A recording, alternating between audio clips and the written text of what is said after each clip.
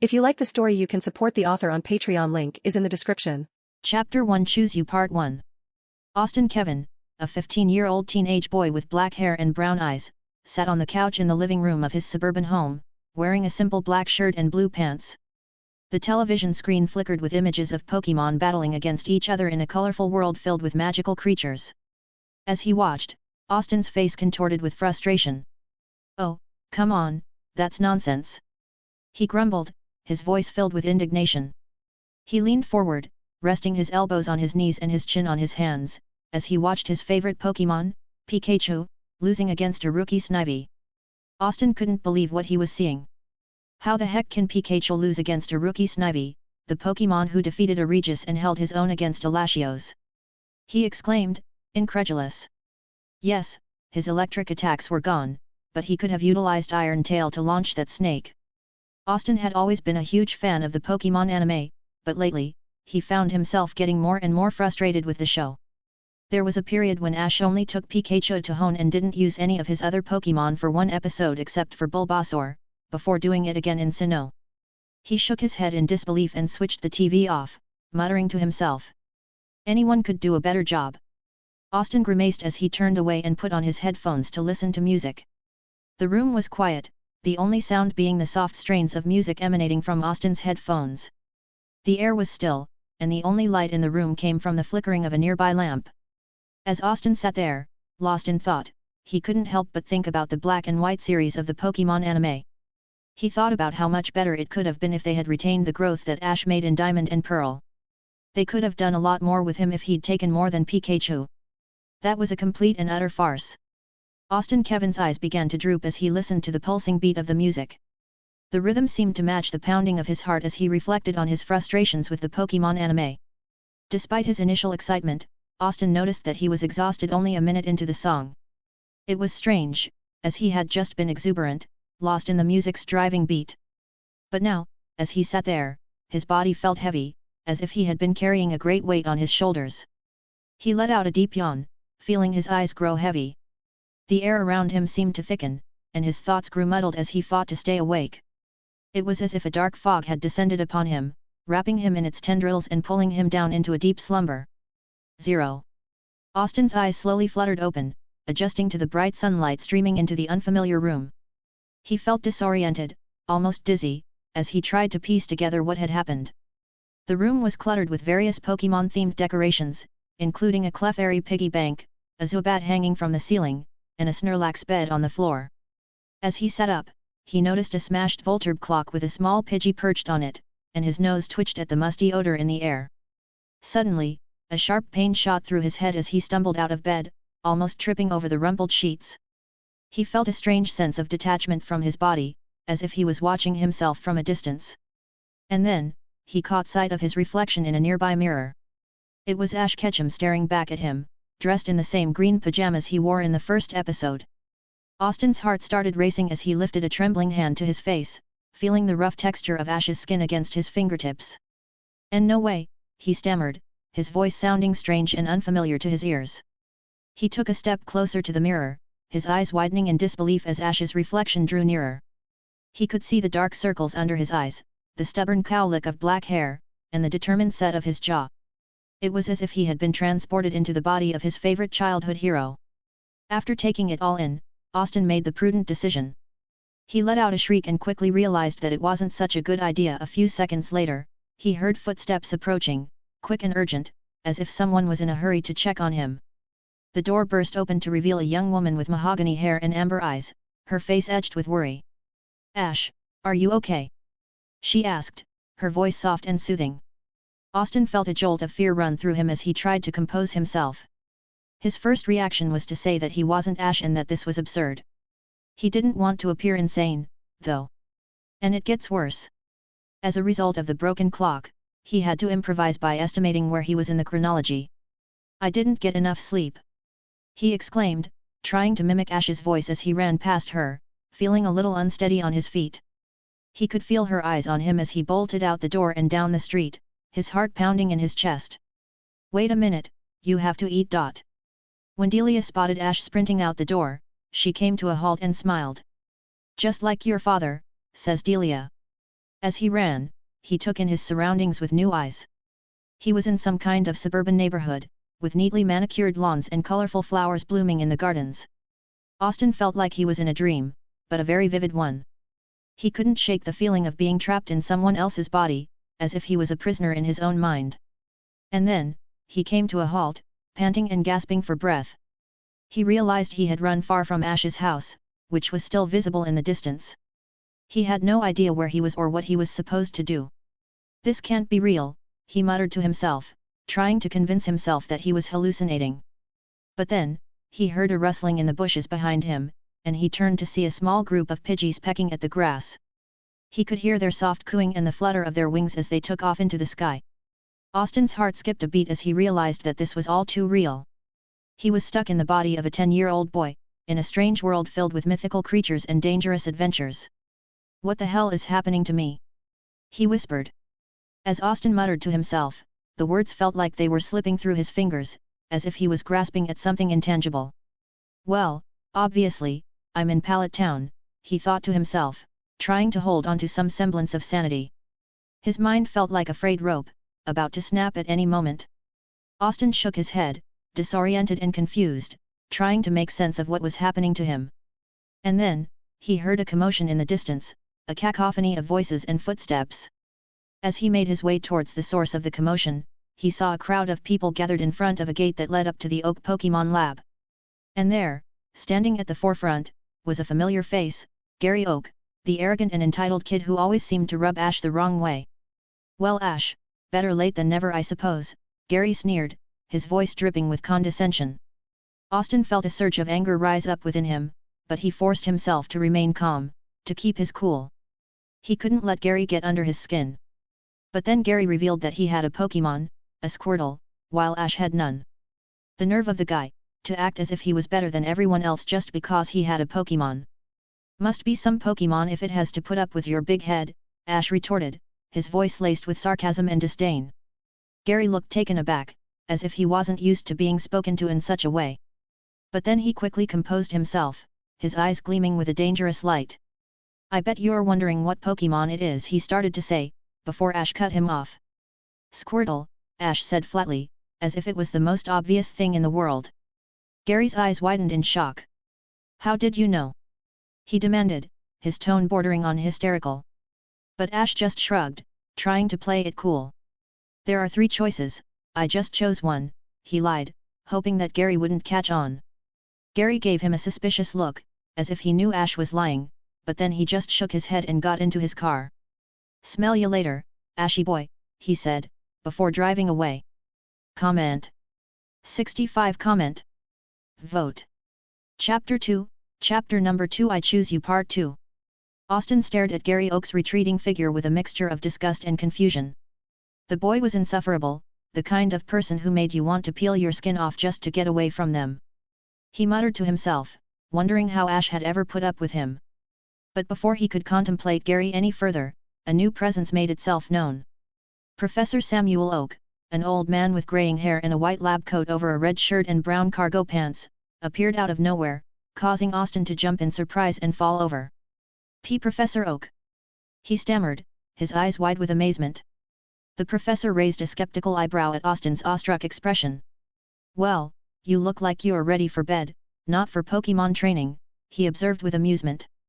Austin blinked and looked down before seeing that he pulled what Ash did in the anime in his panic. I can fix this. Austin said nervously before he realized what was coming next, and he grinned. Since this was a dream, he may as well enjoy it as much as he can. But I am ready for a Pokémon. Austin stood in the sterile laboratory, his eyes scanning the pristine white walls and tile floors. The air hummed with an electric charge as he waited for the glass panel to reveal the 3 coveted Pokeballs. He could feel his heart pounding in his chest, his nerves on edge as he stood next to the legendary Pokémon Professor Oak. The professor's sharp eyes flicked over to Austin, a look of concern crossing his face. Are you all right, Ash? He asked, noting the sweat on the boy's forehead. Austin swallowed hard, trying to mask his nerves. Oh, I'm fine, Professor, he lied, hoping to convince the older man. I'm just excited. The professor nodded, but Austin could tell he wasn't entirely convinced. All right then, he said, his voice low. So, who is your choice? Austin frowned in thought, his eyes darting between the Pokeballs. Well, he said slowly, Gary said he got a Squirtle, so that's out. He reached for the Pokeball that held Charmander. I choose Charmander, he said with a hint of disappointment. The professor shook his head. That one was also taken by a kid that wasn't late. Even though he knew it was empty, Austin put on a disappointed face to fool the professor who chose that time to speak. The early bird gets the worm, or in this case the Pokémon, the professor said with a wry smile. So, there's no Pokémon? Austin asked, his voice laced with disappointment. The professor looked conflicted for a moment before he spoke.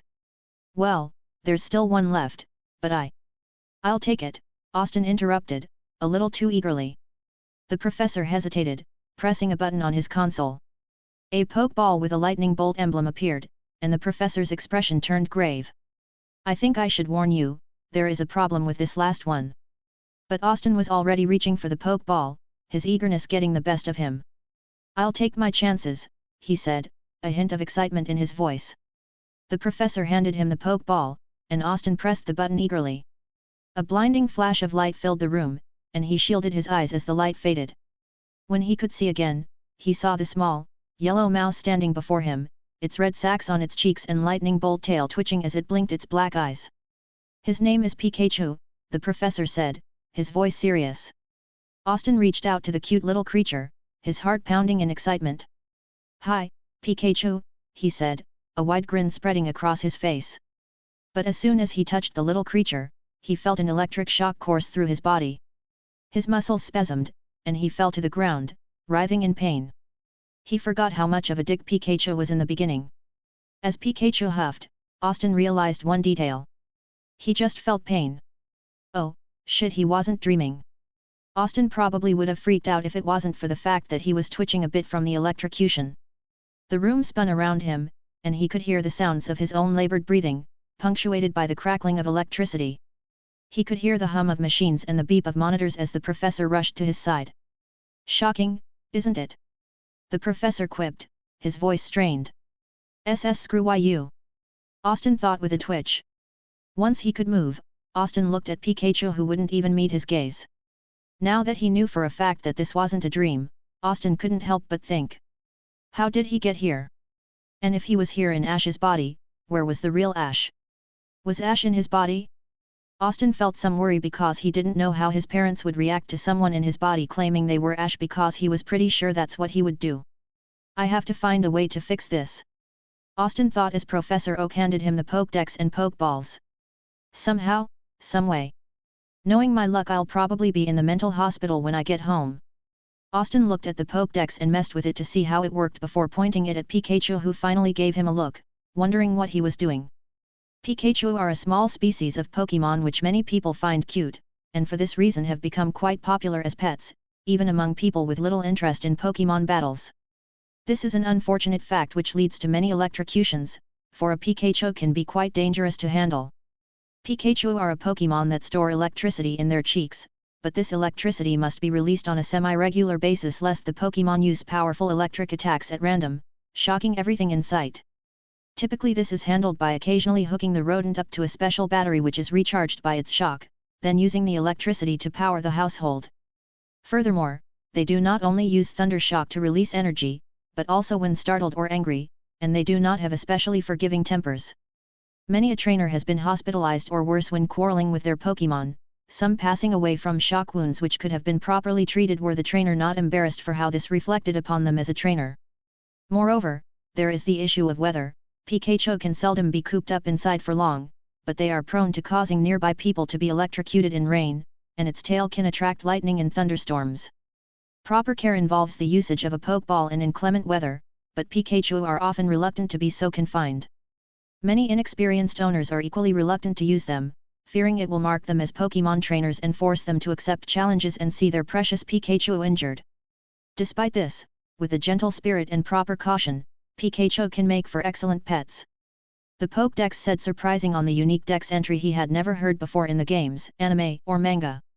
Austin deep down still wondered how he survived being electrocuted in the first place. Hell, how did Ash survive a point-blank flamethrower in the future? This Pikachu is male and the ability is static. Currently, this Pikachu knows Thunder Shock, Growl, and Tail Whip. The age of this Pikachu is 2 years and 5 months.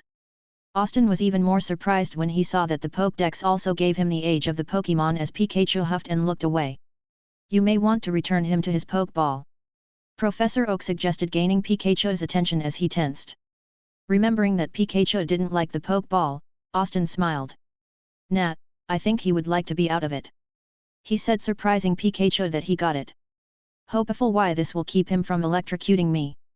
Besides, how can I be his friend if I keep him in the ball the whole time? Pikachu shook his head as if to say, yeah, good luck with that. Professor Oak scratched his cheek. If you're sure, Ash. Austin swallowed a bit as he realized he had to go by Ash to avoid questions now. It'll take a while before he was used to that though. Closing his eyes as he took a deep breath, Austin began trying to get into the mindset of being Ash as he opened his eyes. You alright, Ash? Yeah, Austin said with a sheepish smile. I'm just trying to calm myself because I'm so excited. Professor Oak chuckled as he heard that. Chapter 3, Chapter number 3, I Choose You Part 3. Austin stepped out of the ranch, his eyes scanning the area for any signs of Delia or the group of people from the anime. But to his surprise, they were nowhere to be seen. Well, that's one thing that's different. Austin thought, knowing it would take a while to force himself to call Delia Mom, but he didn't want to make her worry about what happened to the real Ash. The sun beat down on his skin, its rays scorching the earth. The vast expanse of land stretched out before him, with its rolling hills and barren trees. The dry wind howled, kicking up dust and debris that swirled around his feet. He tugged at the collar of his pajamas, feeling sweat bead on his forehead. His eyes darted to Pikachu, who was standing a few feet away from him, his back turned. He cleared his throat, trying to get Pikachu's attention. So come on, Pikachu, he said, but the electric mouse didn't even turn to look at him. Pikachu. Pika-Pie. Austin frowned, wondering if Pikachu was already ignoring him. He remembered how Ash had gained Pikachu's trust during the Spearow incident. But he didn't want to pull that stunt. He shook his head, dismissing the thought. Come on, don't I get the benefit of the doubt for not putting you in the Pokeball? Austin asked, his voice laced with desperation. Pikachu just stared at him blankly, his tone suggesting an insult that Austin couldn't quite comprehend. He glanced down at his pajamas, realizing that Pikachu probably wasn't taking him seriously. Sighing, Austin walked back to Professor Oak's lab as Pikachu scratched his head with his foot before coming out wearing rubber gloves. He picked Pikachu up, causing the electric mouse to try and electrocute him, and yet nothing was happening. I'll put you down in a few minutes, but I just want to go home and change out of these pajamas, Austin said to Pikachu as the mouse was giving him a death glare. On making it to the house, Austin put Pikachu down, who growled at him, clearly not impressed. Hey, you were the one that didn't want to go anywhere, Austin snapped back. Look, can't we just have a compromise? Pikachu raised an eyebrow, waiting for Austin's proposal. We go through Route 1, and if you still don't like me by the time we get to Viridian, you can go your way, Austin offered, holding out his hand. Deal. Pikachu frowned, a hint of suspicion in his eyes. He was expecting Austin to break the deal, even if he agreed. Pika-Pie Chew Pika! He exclaimed, his cheeks sparking with electricity. Delia emerged from her humble abode, eyes squinting in the morning sun. And there, in the company of her beloved Pikachu, stood Ash. Or at least, that's who she thought it was. Ash, is that you? She asked tentatively, noting something was amiss. But Ash's reply was hesitant, laced with a hint of panic. Yeah, I panicked when I woke up, MRSER, Mom. Pikachu regarded him with a curious gaze, almost as if he knew something was off. But before Delia could press any further, she picked up the yellow Pokémon, and in one smooth motion, rubbed the spot in between his ears. And just like that, Pikachu's mind was filled with pure bliss. Austin, for that was who he truly was, watched in disbelief. Now that's not fair, he muttered to himself. Delia, oblivious to Austin's inner turmoil, continued with her motherly duties. Your clothes are out on your bed, she said, gesturing for him to follow. And so Austin found himself in Ash's room, surrounded by clothes that were all too familiar. Donning the black shirt, blue vest, blue jeans, black and white sneakers, and red and white hat, he felt a sense of familiarity wash over him. It was as if he was becoming ash, piece by piece. As he made his way downstairs, he was met with a spread of breakfast. But guilt gnawed at him from within. He was deceiving Delia, pretending to be her son, when all he wanted was to find out how this strange phenomenon had occurred. Pikachu, ever the opportunist, was gobbling up some Pokémon food that Delia had kept for the trainers at her restaurant. But when Austin tried to speak to him, the yellow Pokémon simply turned away. "Yeah, still a dick," he muttered under his breath. Delia watched as Ash ate his breakfast, a faint worry creeping into her mind. Something wasn't quite right. The way he ate was different, slow and deliberate, almost as if he was trying to put on a show of good manners. "Eat up, you'll need your strength before your journey," she said, her eyes fixed on his face. He managed a weak smile. "Got it, Mom," he replied, trying to keep his suspicions hidden. Delia continued to watch him, her motherly instincts telling her that something was off. As he ate, Delia couldn't help but notice how different he was acting. Normally, Ash would stuff his mouth full of food, barely taking the time to chew before swallowing. But this imposter was different, eating slowly and using good manners. It was a nice change, she thought to herself.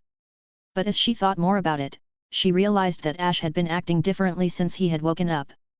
Austin couldn't help but feel a sense of relief as he finally managed to leave Delia's incessant fussing behind.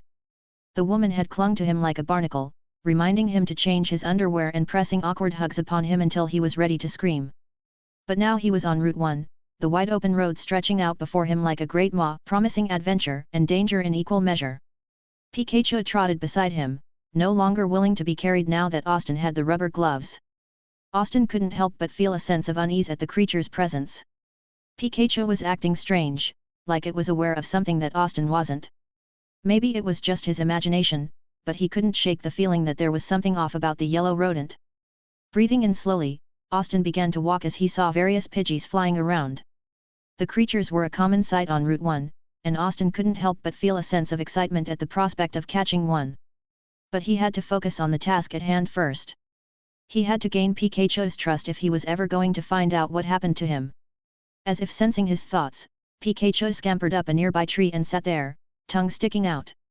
Austin couldn't help but roll his eyes at the creature's antics. "Seriously, Pikachu?" he muttered, pinching his nose in frustration. "Well, you'll have to come down eventually." But Pikachu didn't budge, instead chomping down on an apple that hung from the tree's branches. Austin sighed, sitting down with a heavy thud. This was going to be harder than he thought. He had considered instigating the Spearow incident, but he knew it was too risky. He wasn't willing to risk his own life or Pikachu's just for the sake of gaining his trust. But it was a major part of the series, and if I don't do that there could be a butterfly effect. Or is it Butterfree effect now? Austin randomly thought. Sighing, Austin looked up to see Pikachu eating an apple that was hanging from the tree. "Well, catching a Pokémon all comes down to luck, so if I try to catch a Pokémon that isn't a Spearow I should be fine." Austin looked up to see Pikachu eating an apple that was hanging from the tree. "Well, catching a Pokémon all comes down to luck, so if I try to catch a Pokémon that isn't a Spearow I should be fine." He had to find a way to break through to the creature, to show it that he was on its side. And catching a Pokémon was as good a way as any to do that. Austin pulled out an empty Pokeball from his backpack and stood up, brandishing it in front of Pikachu. "I don't suppose you'll help me catch a Pokémon?" he asked, half-jokingly. Pikachu just laughed, as if Austin had told a joke. "Yeah, didn't think so." With that, he looked around for a bit as he walked away from the tree. Pikachu watched him leave before smirking. Now was his chance to get away. With that done, he ran down the tree and began to run off before colliding with something. Shaking his head, Pikachu glared only for it to be a Spearow as it glared back at him. Spear. Spearow took to the air as it was about to attack Pikachu, something that caused Austin to turn and notice as Pikachu ducked. "Oh, come on!" Austin thought, running towards the scene. "I didn't even throw the damn rock." But before he could find one, he heard a loud screeching sound. Turning around, he saw a Spearow descending upon Pikachu, ready to attack. Pikachu used Thundershock. Austin ordered as Spearow went to try again, and Pikachu didn't hesitate as it electrocuted the Spearow, causing it to cry out loudly. Austin seized the opportunity, throwing the Pokeball at the stunned creature. It sucked the Spearow in, and the ball began to shake violently. Austin held his breath, waiting for the telltale ding that would signify his first successful capture. And finally, it came. The ball dinged, and Austin let out a triumphant whoop. He had caught his first Pokémon. "Are you alright, Pikachu?" Austin asked as Pikachu was about to answer before they heard a few more cries and both turned to see the flock of Spearows flying towards them. Eyes widening, Austin grabbed the Pokeball containing the newly caught Spearow and he grabbed Pikachu before taking off running, surprising the Pokémon as he nearly electrocuted Austin to get him to let go. "Too many for you to fight," Austin panted out as he was running. "And I'm way out of shape." He nearly saw stars as a Spearow slammed into the back of his head with the flock catching up. "Pikachu, get in your Pokeball," Austin told him as he felt more adrenaline from the hit and tried to run faster. "Pie!" Pikachu glared. "Listen to me, I'm not going to let you get hurt," Austin told him. "Plus I can run faster without carrying him." A Spearow jabbed at his arm as he was carrying Pikachu before Austin used his vest to keep Pikachu from being pecked and tried to fish around for his Pokeball before he realized one error. He left it at Professor Oak's lab. "Crap," Austin muttered before another Spearow hit his head and this time he tripped over a rock and was sent rolling across the ground as Pikachu cried out in surprise. Pushing himself up, Austin saw that the Spearows were circling. "Pikachu, get out of here," he told him. Pikachu gave him a shocked look as Austin grabbed a rock and threw it, nailing a Spearow causing the flock to focus on him. "Over here!" Austin shouted as they forgot about the Pikachu and flew at him. Feeling a bead of sweat drip down his face, Austin began to book it. Pikachu stared as Austin was getting further away in shock that a human just did that for him. A human that he spent most of the day ignoring and electrocuted one time. And now he was in danger because he ran into that Spearow. Eyes narrowing, Pikachu came to a decision. Regret. Austin thought, running with his arms flailing as he tried to pick up speed. Regret. Major regret. He had to be suicidal. That's probably why he did this. Looking back to see if the flock was still following him, he ran faster at seeing how close they were. Irony. Austin thought to himself. I didn't throw the rock that caused this and it happened anyways. His lungs were burning from the running he was doing before he tripped and was sent rolling again. This time the Spearow surrounded him and they pecked and clawed at him as he cried out in pain. Not good. Austin thought as he tried to get them to go away. Shoo! A thunder shock caused them to disperse as Pikachu ran up in front of him and glared at the flock. Lifting his head, Austin was surprised by this as Pikachu had his cheeks sparking with the Spearows around. Pikachu, there's too many, Austin told him as he tried to get up wincing. Get out of here. Pika. Pikachu shook his head as he wasn't going to just leave the kid after what the kid just did to try and save him. Austin felt lightheaded as the Spearows got closer and the last thing he heard before blacking out was. Stir you, use water gun. Pallet Town, Ketchum household. Delia Ketchum anxiously tapped her foot on the floor. Her anxiety was through the roof ever since her son had started his journey a few hours prior. Growing up and living in a place like Pallet Town was pretty boring as it was an isolated place. The only place of note for this little town was that it was the home of the famous Professor Samuel Oak. He was once a strong trainer that was on the level of the Elite Four of the 5 strongest trainers in Kanto. Though, before taking the Elite Four challenge, something in Samuel Oak changed. Samuel Oak just woke up one morning and realized that he didn't want to battle Pokémon anymore. No, he was much happier when studying and nurturing Pokémon instead.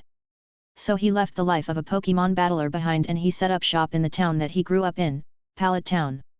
He and his Pokémon had never been happier as they too were tired of battling for the sake of battling. Professor Oak became a well-known name in the Pokémon research scene and soon after he became the new regional professor and was responsible for setting up aspiring Pokémon trainers with their starter Pokémon and educating them for their journeys. Her son was an energetic child, so energetic in fact, that it bordered on hyperactivity and as a result, was often easily distracted from his studies with Professor Oak and the little class that he taught in his spare time. The professor had noticed this and had told her that he thought that Ash should be tested for any learning problems that were often found in those that couldn't stay focused for long periods. Delia just waved the professor's comment off with a statement that Ash's father was the same as his age. Professor Oak immediately backed off after the statement as he knew who Ash's father was, the legendary Red Ketchum. But now when her son had gone on his journey, Delia realized that maybe she shouldn't have waved off Professor Oak's words. Ash, while energetic, wasn't the prodigy that his father was. Maybe she shouldn't have been so protective of her son, shielding him from the outside world. Am I a bad mother? Delia couldn't shake off the haunting news from a few days prior. A flock of Spearow and Fearow had descended upon Pallet Town, wreaking havoc on the population. A young trainer named Jimmy lost his life in the midst of it all, leaving behind a trail of tragedy and despair. But what shook Delia to her core was the reason behind the deployment of ace trainers and rangers. It wasn't to protect the lives of the innocent or to avenge Jimmy's death. No, it was because the Fearow flock had decimated the Caterpie population in the east of Pallet. As Delia grappled with this chilling realization, she couldn't help but question the value of human life in this cruel world of Pokémon.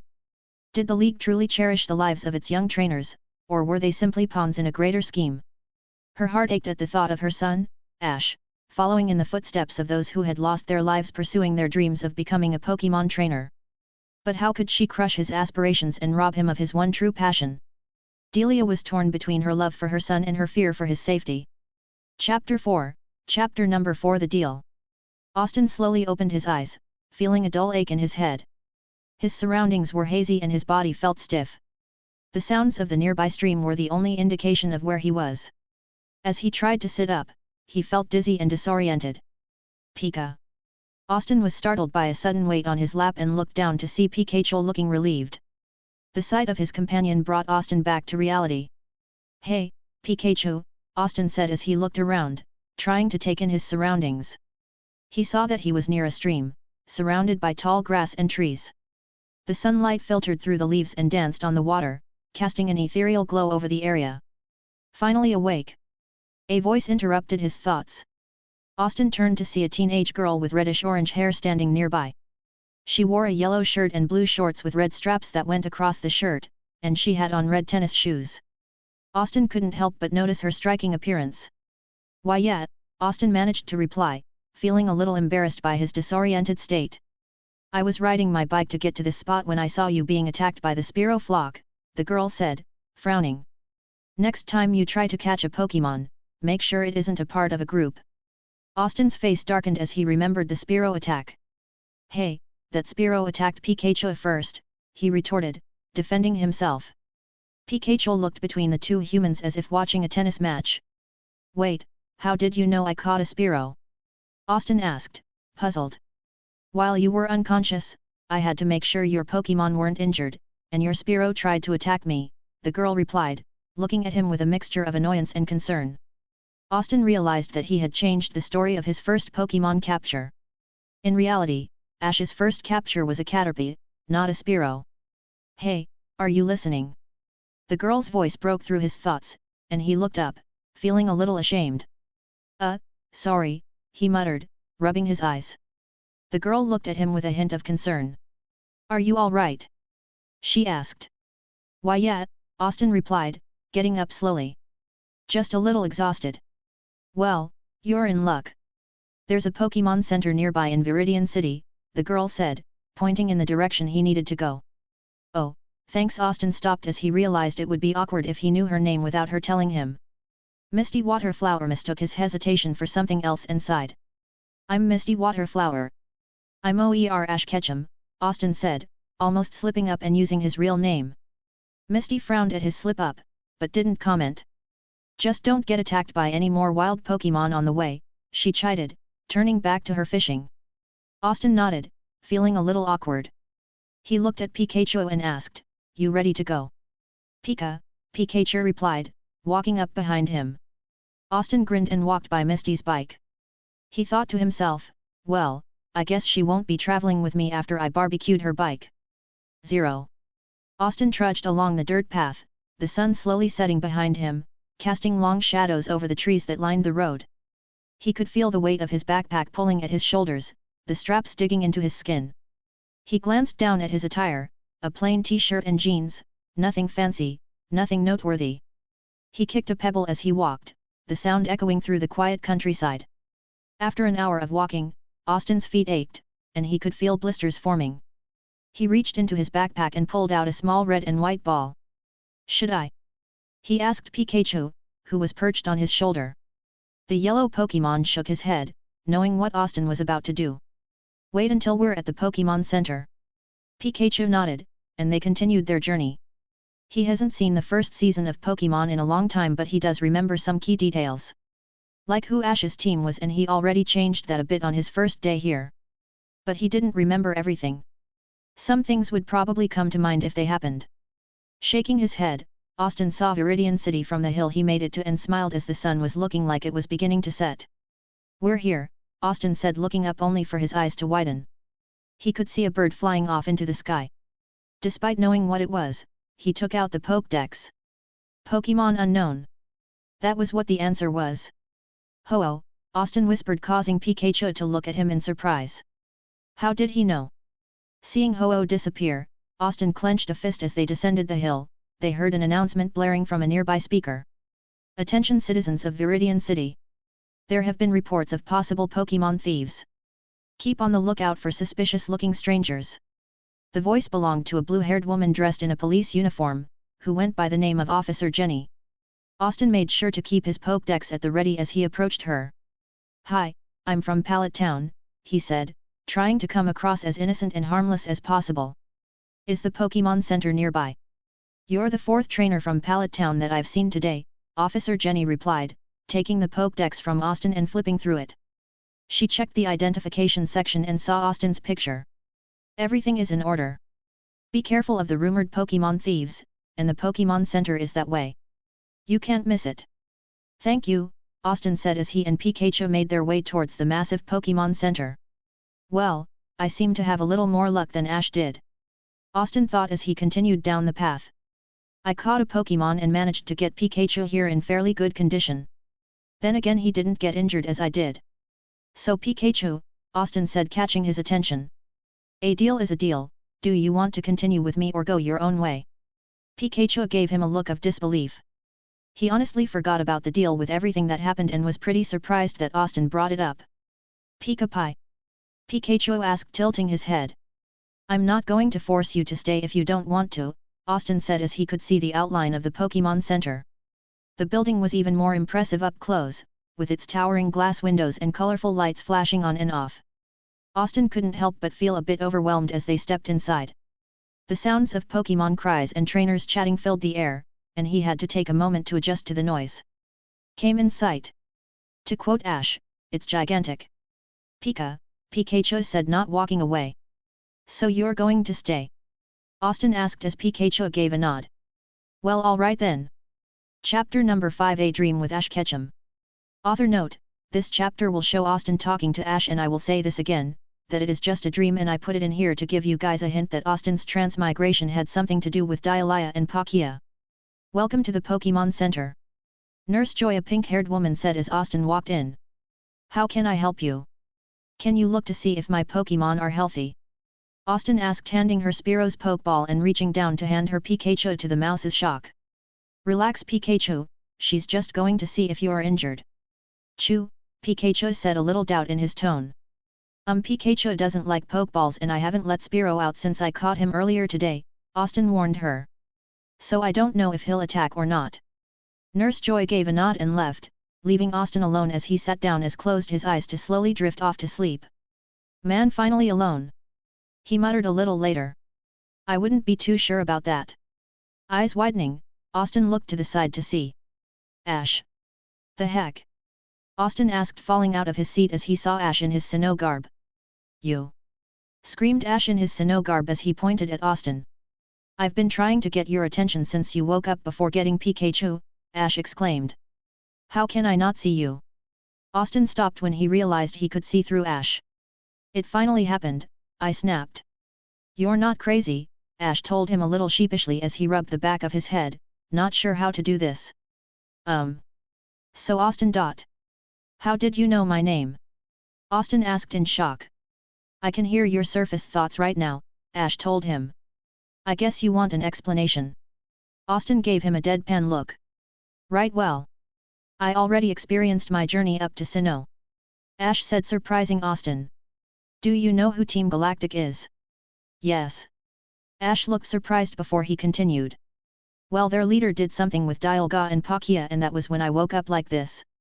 "Wait, then where do I fit in?" Austin asked, a little confused as Ash shrugged. "Some help you are." "Hey," Ash said, glaring. "You think I want to be trapped inside my own body as just a passenger? No, that would suck." Austin conceded as he sighed. But still, can't you be a bit more specific on what Cyrus did? I never said his name was Cyrus, Ash said, raising an eyebrow. Unless you're from that timeline as well. Well. Austin looked away. It's complicated. How complicated? Ash stopped and sighed. You may want to wake up now. Wait, what?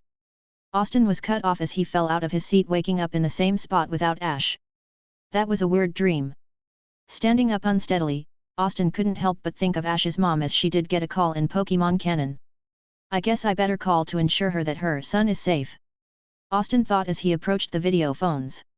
He stared at them for a bit, considering home didn't have phones like this before, as he began typing a number that went through his head. It was 8 in the evening, so she should still be up. After a few rings, someone answered. Hello, this is the Ketchum residence. The voice came as the video was shut off for a certain reason. Taking a deep breath, Austin got into acting like Ash for the call. Hello, Mom. A cry of joy answered back, causing Austin to wince in guilt before Delia's face came up on the screen. Hi honey, is everything okay? The video came up to show her in a bathrobe, showing she just got out of a shower. Where are you, Ash? The Pokémon Center in Viridian City, Austin answered, trying to sound like Ash. You're already in Viridian City? Delia sounded happy.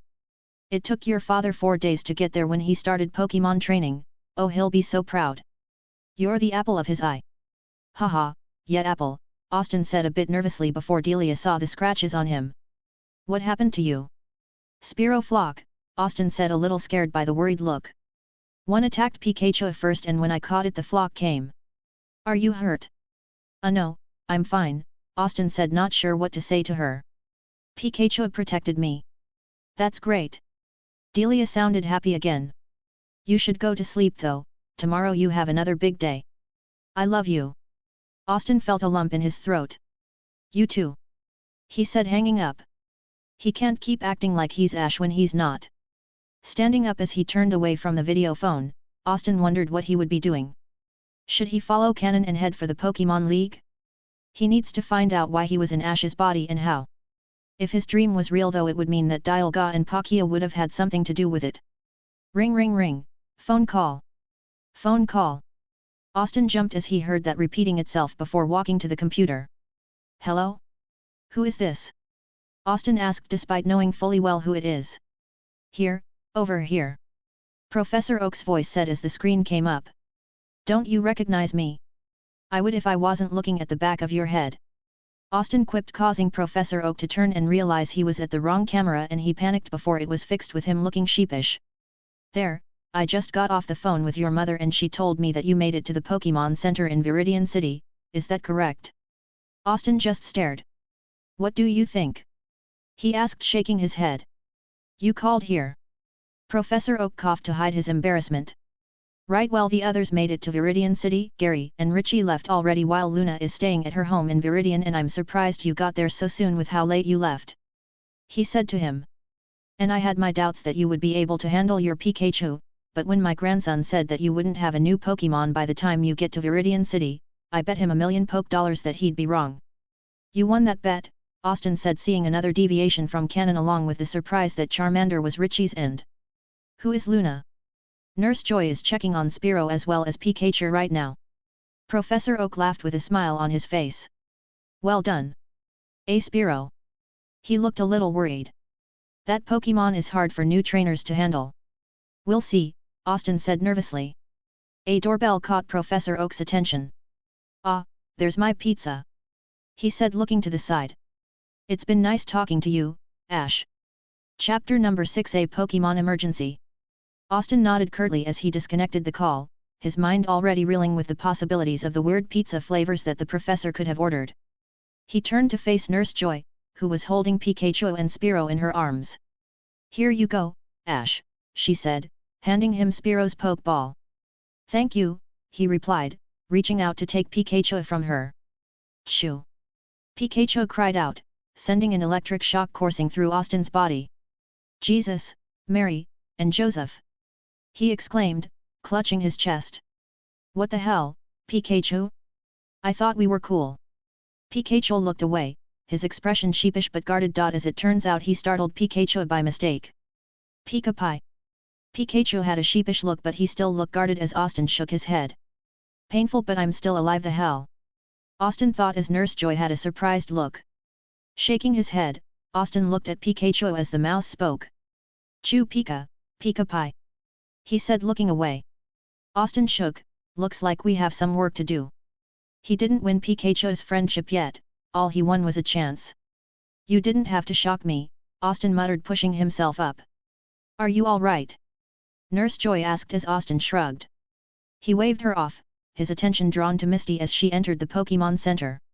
Is there a room open? The water trainer asked the nurse, who gave a nod. We have plenty of room tonight. Nurse Joy reassured her. What a relief, Misty said before seeing Austin. Hey, you're that kid, she said, her eyes widening in recognition. Before Austin could respond, an alarm blared through the room, causing everyone to jump. Our Viridian City radar system has detected a suspicious aircraft belonging to a gang of Pokémon thieves, a voice announced over the intercom. If you have a Pokémon in your possession, exercise extreme caution. Austin felt a chill run down his spine. He knew what this meant. Seconds later, 2 Pokeballs crashed through the window, releasing a noxious purple gas and a snake-like Pokémon with a rattling yellow tail. Coughing in a cans, Austin muttered, his hand reaching instinctively for his own Pokeballs. From the anime, he was used to Seviper and Carnivine due to how long it's been since he's seen their original Pokémon.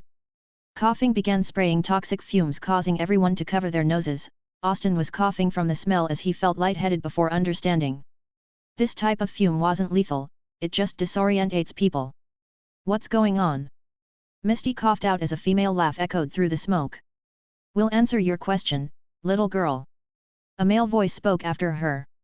Allow us to introduce ourselves. To protect the world from devastation. To unite all people within our nation. The fumes cleared to show a woman with long mahogany hair and a man with short blue hair holding a rose. Both of them wore a white uniform with a red R emblem on it, as well as black gloves and boots. To denounce the evils of truth and love. To extend our reach to the stars above. Jesse. James. Team Rocket blast off at the speed of light. Surrender now or prepare to fight.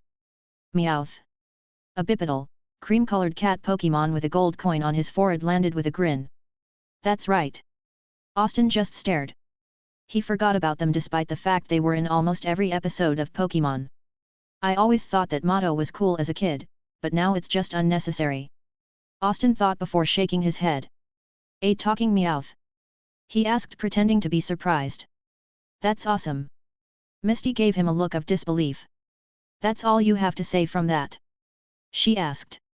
They're Team Rocket. I know, but I can't stop to think how awesome a talking Pokémon is. Austin asked as Meowth chuckled. We're here for the Pokémon, James said, not interested in seeing their squabble. So hand them over, Jesse ordered. You're wasting your time, this is a place for only sick and injured Pokémon. Nurse Joy told them. Well, I wouldn't be surprised if we find a few little gems among all the junk. Jesse casually said. Austin cautiously grabbed Spearo's Pokeball and James laughed at seeing that. The little boy thinks he can fight us. Then let's show him the power of Team Rocket, Jesse said as both coughing and a cans came at him. Spearow, come on out. Austin said as the bird materialized with a cry before glaring at Pikachu. Turn around. Not liking the tone, Spearow did so only to fly back as a cans nearly bit him. Crap, I don't have any battling experience. Austin thought. Let's see what Spearow's moveset. Austin quickly took out his Pokédex to scan the Spearow, ignoring the casual data as he zeroed in on the moveset. Focus energy and then peck, Austin called out as Spearow was trying to fly outside to escape, but the 2 Pokémon were cutting him off. Despite the loathing it felt for the human, Spearow wanted to survive, so he listened as energy gathered inside of him before diving as he nailed the Akans with his beak, causing them to crash into the ground. Show that bird not to be messed with, Jesse said, glaring. Bite. Spearow dove out of the way only for coughing to slam into him with a tackle. Spearow, Austin called out as he berated himself for not focusing on coughing. Fly back and keep out of reach. Smog attack. Spearow was flying around the sludges that coughing was firing, barely dodging them, and he was slowed from the earlier tackle as he kept moving. Pikachu used Thunder Shock on the coughing, Austin ordered as the rat gave a nod before running in and zapping the coughing with the electric attack, causing it to slam into a cans, electrocuting it. He honestly thought he would fail badly in this fight, but he was doing pretty good. It just seemed so familiar. Focus on the battle. Austin subconsciously told himself. Eyes snapping to the fight, Austin paled. Pikachu, use your tail to launch yourself into the air. Pikachu listened, barely dodging a tackle from the Akans as he was spinning in the air from the momentum. Spearow used Leer and Pikachu used Thundershock. Spearow's eyes glowed red as both Coughing and Akans hesitated before Pikachu's Thundershock slammed into them, causing them to faint. We were beaten, Jessie said in disbelief. By a kid. Well, all right, Austin said as Pikachu did a victory sign while Spearow landed on the ground looking at them cautiously. He was fighting until he had a chance to escape. But this kid did some good combinations to have them win. Spearow turned away, but he didn't fly off as Jessie and James returned their Pokémon. I'll get them, Meowth said walking up. Birds and mice are Meowth's prey. Austin chuckled as he looked at Pikachu. Thundershock. Pikachu gave a nod as his cheeks sparked, causing Meowth to stop a bit nervously. Now wait just a minute. He was cut off by being electrocuted and he was sent flying back at Jessie and James' feet. Backing up, they grabbed Meowth before running off. You haven't seen the last of us, kid, Jessie told him as they disappeared. Nice job, you two, Austin said, seeing Misty discreetly putting a Pokeball up, showing that she was about to interfere with the fight herself as Nurse Joy approached. Thank you for saving the Pokémon Center, she said to him. It's no problem, Austin said looking at Spearow. Sorry for throwing you in the fight like that, I mean to ease you into welcoming you to the team. He held out a hand as Spearow looked at him before turning away stubbornly. Austin blinked before chuckling. If Spearow didn't like him, he wouldn't have fought with him. Austin found himself in one of the guest rooms provided by the Pokémon Center for traveling trainers. The room was quaint and cozy, with a perch for Spearow, who had perched himself there, and a bed for himself. As he lay there, dressed in the same pajamas he had awoken in, he gazed over at the slumbering forms of Pikachu and Spearow, feeling a sense of contentment wash over him. What a strange and peculiar day this has been, he mused to himself, taking in the peaceful surroundings. But perhaps it has been a great day, in its own way. Despite the lingering guilt he felt for impersonating Ash and the nagging worry about his parents' reaction to his absence, Austin couldn't help but enjoy his time in this world of Pokémon. As he drifted off to sleep, he pondered the idea of giving Pikachu and Spearow nicknames, a thought that brought a faint smile to his lips. Perhaps this was just the beginning of his journey, and there were many adventures yet to be had in this magical world. Austin's Pokémon team. Pikachu, M. Ability, Static. Moves, Thundershock, Growl and Tail Whip. Spearow, M. Ability, Keen Eye. Moves, Peck, Leer and Focus Energy. Chapter number 7, The Viridian Forest Part 1. POV change. Austin was the first one up as Pikachu was still curled up while Spearow was hanging his head in his sleep on the bird perch. Considering how he had a moment to breathe since catching him, Austin decided to listen to the rest of the Pokédex as he pointed it at Spearow. Spearow, the tiny bird Pokémon, unlike the gentle Pidgey, Spearows are aggressive and has a ferocious temper. The Pokédex beeped as Austin remembered that from the anime. This Spearow is male and the ability is Keen Eye. Currently, this Spearow knows Peck, Leer, Focus Energy and Fury Attack. The age of this Spearow is 1 year and 2 months. Austin was surprised because Spearow didn't know Fury Attack the other day. Of course, when he helped beat Team Rocket he must have gained enough experience to learn a new move. Austin stopped as he realized how ridiculous that sounded. Wait, do the Pokémon gain levels or something, or was that just the game? Hopefully, there wasn't a 4-move only barrier because that would suck. Putting the Pokédex down, Austin decided to take advantage of the shower in the guest room, considering the next stop would be the forest and it would be easy to get lost, so he had to work on preparation. Humming to himself as he entered the bathroom and closed the door, Austin turned the lights on to see his reflection, and the scratches were still visible as he gently touched his face. Well, at least with time these will heal, Austin muttered as he began to turn the water on. Luckily kids heal fast. He stopped as he realized one important factor. He was 10 again. That meant puberty all over again. Both Pikachu and Spearow woke up when they heard a scream of frustration coming from the bathroom. They both looked at it in confusion. 000000000000000. Pikachu was still confused as he walked behind Austin when they had everything they needed, with Spearow resting in his Pokeball before they saw Misty looking annoyed. Something wrong? Austin asked, causing Misty to turn and look at him.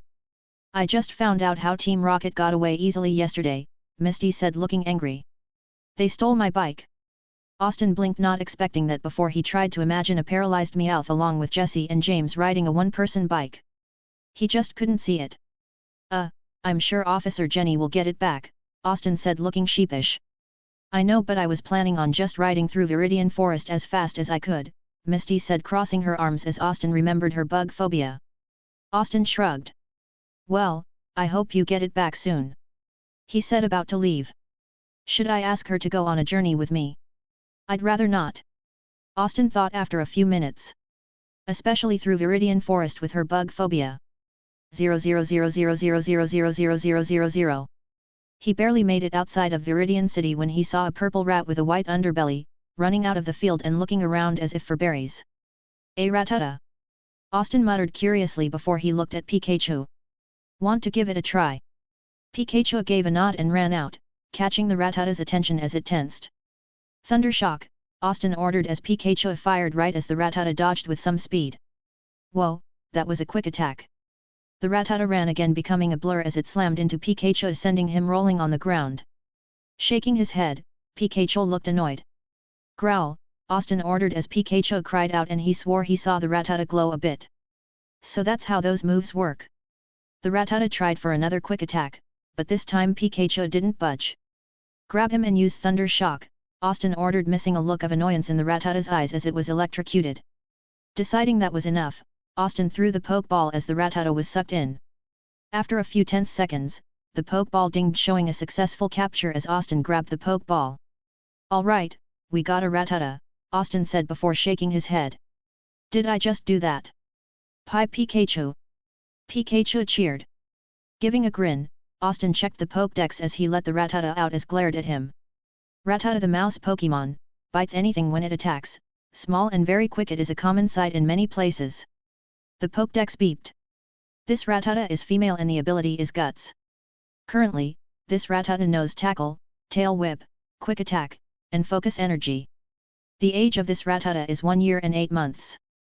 Austin blinked as he realized the Rattata was a girl, causing him to chuckle sheepishly as she glared at him.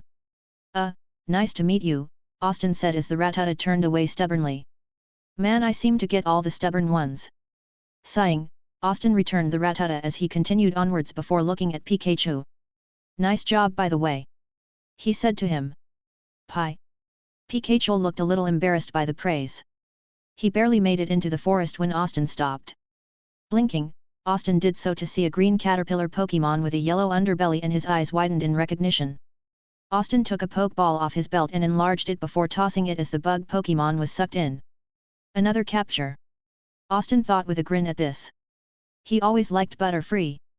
Like in the anime, the bug Pokémon didn't put up too much of a fight as it was an easy capture. 4 Pokémon, that's a great start, wouldn't you say, Pikachu? Austin asked as the electric mouse gave a nod. Now let's see what the Pokédex says about him. Caterpie, the worm Pokémon, its short feet are tipped with suction pads that enable it to tirelessly climb slopes and walls. This Caterpie is male and the is ability Shield Dust. The Pokédex beeped. Currently this Caterpie knows Tackle, String Shot, and Bug Bite. The age of this Caterpie is 2 weeks. Chapter 8, Chapter number 8, The Viridian Forest Part 2. POV change. Caterpie, the worm Pokémon, its short feet are tipped with suction pads that enable it to tirelessly climb slopes and walls. This Caterpie is male and the is ability Shield Dust. The Pokédex beeped. Currently this Caterpie knows Tackle, String Shot, and Bug Bite. The age of this Caterpie is 2 weeks. While Austin was surprised about the move Bug Bite, he was even more surprised by the age. 2 weeks? Austin asked in shock, looking at Caterpie's Pokeball. That makes him the youngest of the others. 0. It was a few hours into the forest that Austin made it to a clearing. He did train Pikachu and Spearow a bit with the wild Pidgey that attacked. He didn't catch them though, because if he played his cards right he would catch a Pidgeotto the next morning.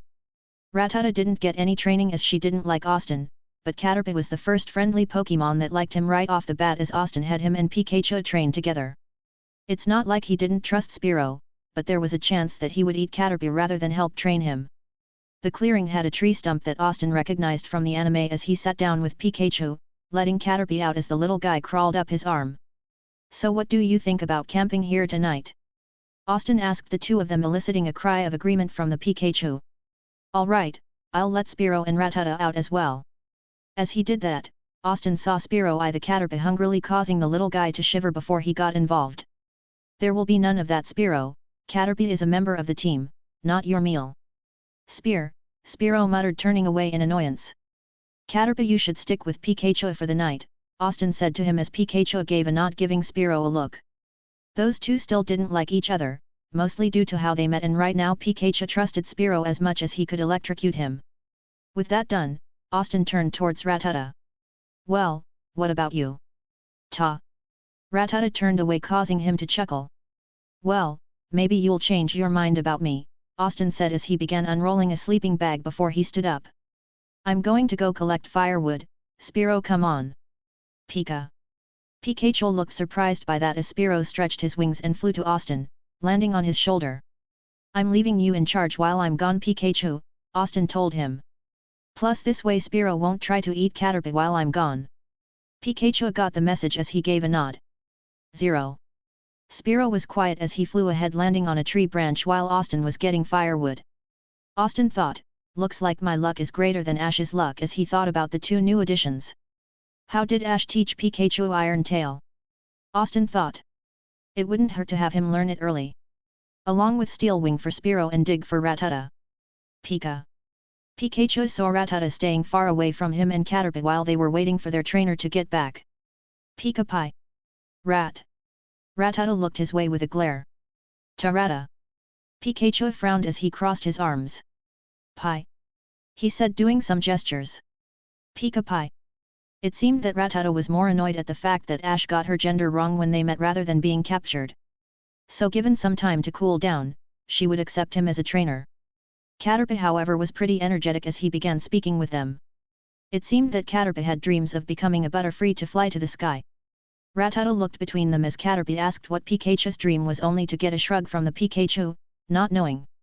Ta, Rattata muttered as she laid down, deciding to get to know them as she spoke of her dream to become the world's strongest Rattata and eventually the strongest Raticate. Pikachu gave a nod. Pika-Pi. Chew Pika. Pikachu said, saying that it was a great goal. Rattata chuckled as she turned away, thinking that these Pokémon were all right. Their conversation was interrupted as Spearow flew into the clearing with Austin walking behind him carrying a stack of firewood. Setting them down, he looked at Pikachu. Any problems? He asked curiously as Pikachu shook his head. Well, all right then. Austin began to set up the fireplace as thoughts filled his head as he felt the heat from the flames. Were all the other shows like Naruto real? It could be. Since more or less the multiverse theory is true from her point of view. But that just raises the question. Why did this happen? Why was I in control of Ash's body? Looking onwards, Austin thought if Ash could see him, Pikachu, and Caterpie talking, would he feel some sadness as his best pal and the first Pokémon he ever caught, and he couldn't even speak to them? Would Ash be understanding as he knows it wasn't Austin's fault, or would Ash feel a pang of jealousy from this? There, we have fire. Austin joked in a caveman's voice, causing the Pokémon to give him weird looks. Yet I feel stupid for even doing that. 0. Austin's eyes twitched as he woke up the next morning with the sun on his face and the fire was dead before he opened his eyes. Yawning, Austin had trouble getting out of the sleeping bag as he saw Pikachu, Rattata, and Caterpie sleeping near each other while Spearow was on a tree branch. Taking that in, Austin stopped, hearing a flap of wings as he looked up to see a bird Pokémon that was covered with brown feathers, and has a cream-colored face and underside along with pinkish-red feathers on its head. Austin saw Spearow glaring at the Pidgeotto. Hey Spearow, you up for a battle?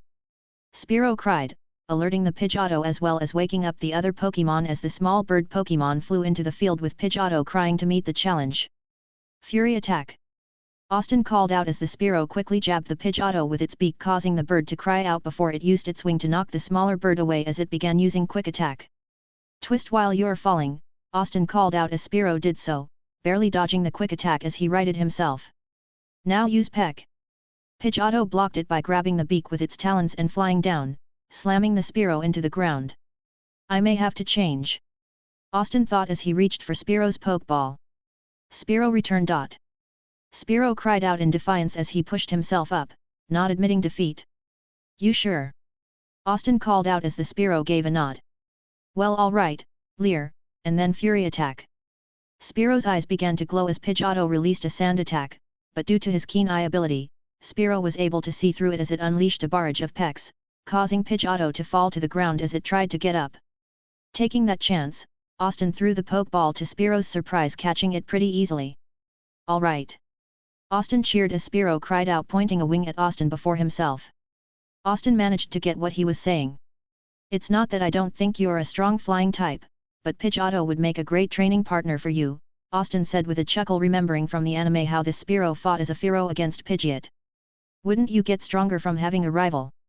Spearow paused as he considered this before giving a nod, accepting the idea. Just as long as he remained the supreme flyer, he was fine. Chapter 9, Chapter number 9, Double Battle. POV change. Austin took out the Pokédex to check the data he managed to get. Pidgeotto, the bird Pokémon, the evolved form of the much gentler Pidgey, is armed with sharp claws and dives to capture its prey. This Pidgeotto is female and the ability is Tangled Feet. The Pokédex informed him. Currently this Pidgeotto knows Tackle, Sand Attack, Gust, and Quick Attack. The age of this Pidgeotto is 9 months. Another girl. Austin said in surprise because he always thought of Pidgeotto as a male as a kid. Well, we have a new friend, guys, Austin said, not believing that he had 5 Pokémon already and he wasn't even out of the forest. Just one more and I'll have a full team. He was just about to start cleaning up the camp when he swore he heard voices nearby. We've been wandering this forest for a while, I thought you knew where the exit was, Jessie. Austin's eyes widened. It couldn't be. It's not my fault you couldn't pedal that bike correctly. Jessie's voice snapped as they sound like they were getting closer. Pikachu and Spearow tensed, recognizing those voices, while Caterpie and Rattata looked confused. Meowth, I can't believe that bike was destroyed by those wild Pikachu. Ugh, just seeing a Pikachu reminds me of that twerp. Jessie snarled as Austin went slowly back away, only to step on a fallen tree branch and a loud snap was made. Wait, I just heard something, I think someone is nearby. James' voice sounded relieved. Maybe they'll know the way out of here. That was all the warning had before the rocket trio came out of the trees nearby. Thank goodness. James stopped as they saw Austin. It's the twerp. Meowth said as Jessie smirked. We found you just like we planned. I heard you guys being lost. Austin deadpanned to them. And I don't know where the exit is either, but it should be nearby. We don't need directions, James said as Jessie got into position. Prepare for trouble. Make it double. Thunder shocked the ground in front of them. What? All of them were interrupted by a thunder shock that caused them to back up. Jessie was the first one to recover. Hey, at least let us finish our motto. I heard it last time, Austin said, shaking his head. You do realize no one is going to take you seriously if you do that. I can't stand hearing that motto again. Austin thought as both Jessie and James just took their Pokeballs and sent a cans and coughing out. We owe you some payback for getting in our way in Viridian, Jessie said with a smirk. James had the same look. And what better way than to take your Pokémon away? So this again. Austin gave a grin as he looked back. Rattata, Pikachu, you guys up for it?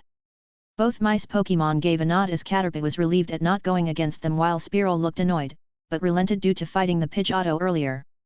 Coughing Sludge Attack, James ordered as the coughing shot the sludge towards Pikachu, who barely ducked.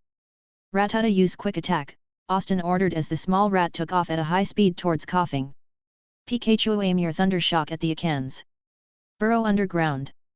Jessie countered as Akans dodged the electric attack by diving into the ground, while coughing took a quick attack, but he was still in the fight. James called out a Smog as the Rattata coughed before Akans burrowed out of the ground, catching Rattata in his mouth. Eyes widening, Austin did the only thing he could think of. Rattata, return. He said, recalling the little rat before Akans could eat her. Pikachu was distracted by what nearly happened that he didn't see the sludge attack until it hit him in the face, knocking him back next to Austin as his eyes were covered, leaving him out of the fight. Austin was surprised by that because while he understood that they did that before the battle in the anime, the Rocket Trio were tougher than they appeared in the show. You give, little boy. Jessie taunted. Face it, you can't beat us. We may let you go with no injuries if you give us your Pokémon. James offered confidently. No, Austin told them with a glare as Spearow flew into the field while he sent Pidgeotto out, who looked injured but ready to fight. I'm never going to give them up. Pidgeotto and Spearow glared at each other though, but they looked back at Team Rocket as they tensed to fight. Pidgeotto uses sand attack and Spearow starts with Leer, Austin ordered, wanting to lower their accuracy and defense. It worked as sand was blowing everywhere, covering not just the Pokémon's eyes, but Team Rocket's as well. Meowth, I can't see. Seeing that Leer was taking effect, Austin got on the offensive. Pidgeotto quick attack on Coughing. Spearow Fury attacks him as well. He planned to take them down one at a time so he wouldn't have to worry about both of them. Coughing cried out as both attacks connected, causing him to fall over unconscious, much to James's shock. Coughing! James called out as Jessie saw she was alone with Akan still blinded by the sand. Get underground now, Jessie ordered, but Austin wasn't about to let that happen again. Quick attack to launch him into the air. He ordered as Pidgeotto slammed into the Akans, making him fly up. Now Spearow use Peck. Spearow did just that, sending Akans into the ground where he remained unmoving. Jessie gritted her teeth as she returned him. Meowth laughed and walked in with his claws out. Now watch a real Pokémon in action, he said as he saw Spearow and Pidgeotto panting hard. It was the combination of fighting each other followed by the fight against Team Rocket that tired them out. Pidgeotto, Spearow return, Austin said with a smirk. Caterpie, you're up. What, you're sending a measly little bug against me? Meowth asked as both bird Pokémon looked at Austin in confusion while the little bug crawled forward. String shot, Austin said as Caterpie shot Meowth with so much string shot that he looked like a mummified Pokémon, causing him to blink as he couldn't move. Jessie and James backed up as they saw that Austin still had Spearow and Pidgeotto as he sent Rattata back out along with the Caterpie while they had no other Pokémon. Reaching down to grab Meowth, they did the smart thing and ran for it. This is the second time you humiliated us, Jessie told him as they were backing up. Next time you won't get so lucky. Be wary, kid, you made an official enemy out of us, James said before they ran off. Austin glared before he blinked. He won against them again. In a double battle no less. Giving a grin, Austin began laughing in relief as he fell on his butt, causing the Pokémon to give him a concerned look. Man, you all did great, he said before remembering that Pikachu's eyes were still covered. Pikachu, come here. Austin grabbed a cloth and a bottle of water from his backpack as Pikachu did so, before pouring some water on the cloth as he began to wipe the sludge out of his eyes so he could see again. That was awesome, Austin thought as Pikachu cried with happiness at being able to see again. Putting the water bottle up, Austin smiled at the team. So who's hungry? He asked, remembering that they didn't have any breakfast due to what happened. I can't believe we lost to a brat, Jessie snapped as she and James were on a red bike, pedaling through the Viridian forest, a paralyzed Meowth in the basket. I can't believe we're on a one-person bike, James complained as this was a bit uncomfortable. Meowth twitched. I can't believe a mouse beat us, he muttered in annoyance. Eventually, the Rocket Trio had to stop and rest, a campfire going in the Viridian forest to keep the wild Pokémon away while James tended to Akans, Coughing, and Meowth. So what do we tell the boss? James asked after the Pokémon were taken care of. Nothing, Jessie quickly said, surprising James as she stood up. We tell him that the police interfered rather than a kid. Right, if the boss finds out a measly kid stopped us, we'll be laughingstocks. Meowth had a scared look. And he'll choose to keep that Persian over Meowth. But what if the boss finds out? James asked, a bit worried. We'll end up in worse trouble if he finds out we lied to him. If he finds out, Jessie told him, a frown on her face. I have no desire to tell him, and Meowth doesn't, do you? James looked nervous and held his hands up in a placating manner. No, I don't, he said to the fiery Magenta. Meowth went to say something only to pause as the bushes started to rustle. Hey, fellas. Good, now with that out of the way, that twerp is sure to come through the forest, so we can get our revenge by ambushing him outside of Pewter City. Jessie began to explain the plan, ignoring Meowth trying to get their attention. We do that and we steal his Pokémon to teach him not to interfere with Team Rocket, get our vengeance, and avoid being laughingstocks. I like the plan, but there's one problem. Which way is Pewter City? James asked, earning a nervous chuckle from Jessie as she truly didn't know, considering they were riding like a Zubat out of hell to get ahead of the authorities. We'll find that out soon. Jessie stopped when Meowth finally jumped on her head, causing her to scream in annoyance. What is it? We have company, Meowth explained, making the two stop and look to see the bushes all around them rustling. Coughing and Akans got ready to defend their trainers while both Jessie and James looked nervous. They didn't like not seeing who was around them. Shoo! A wild Pikachu popped its head out of the bushes with a curious look on its face. A Pikachu? Meowth asked in surprise while Jessie frowned, being reminded of the twerp back in Viridian. Shoo, get out of here, Jessie told it harshly. Pie. Jessie, I'm not sure you should be doing that, James said a bit nervously, no doubt not wanting to be electrocuted, especially when they heard more rustling. Jessie however wasn't listening as she was too tired to care, angry at the reminder of their failure, and hungry to boot. I said get out of here. Jessie grabbed a rock and lobbed it at the Pikachu, making it duck before it glared, cheeks sparking. Oh man, Meowth had wide eyes as more Pikachus popped out, their cheeks sparking. You did it now. Now even Jessie looked a bit sheepish before the Pikachu unleashed a combined thundershock, electrocuting them while the bike near them was fried. Twice in one day? Meowth asked, fidgeting from the shock. Austin's Pokémon team. Pikachu, M, ability, static. Moves, thundershock, growl and tail whip. Spearow, M, ability, keen eye. Moves, peck, leer and focus energy. Rattata, F, ability, guts. Moves, tackle, tail whip, quick attack, and focus energy. Caterpie, M, ability, shield dust. Moves, tackle, string shot, and bug bite. Pidgeotto, F, ability, tangled feet. Moves, tackle, sand attack, gust, quick attack. Pokémon Scene, 9. Pokémon Owned, 5. Chapter 10, Chapter number 10 Yellow. Austin was humming to himself as Pikachu was still walking behind him. The little guy wasn't comfortable being on his shoulder just yet, and Austin was fine with that. It was only a day since their encounter with Team Rocket, and Austin wanted nothing more than to get out of the forest because he felt like he was lost.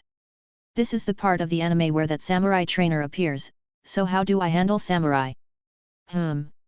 I'll improvise. Austin thought. Wow, looks like Ash and I are more alike than I thought. Austin said that with a jovial tone as a thought filled his head. But that won't work for Brock. Austin frowned because he wasn't sure if he would compete in the league. After all, he wants to find a way back to his body as soon as possible. But chances are he wouldn't be able to figure out how this happened until Cyrus summons Dialga and Palkia, and that wasn't until the Sinnoh arc. And if he wants to make it that far, he has to get stronger, and following the storyline is a way to get stronger. Austin was pulled out of his thoughts when he saw a certain light brown caterpillar with pink suction cup feet and a stinger on its forehead. Hey, it's a Weedle, Austin said, recognizing it as a Pokémon Ash tried to catch in the anime. Deciding it was the perfect Pokémon to be the sixth one, Austin smirked. Pikachu, let's go. Austin turned to see him pretending to be asleep. Right, I forgot he did that. Sighing, Austin decided to send Caterpie out to give him some experience.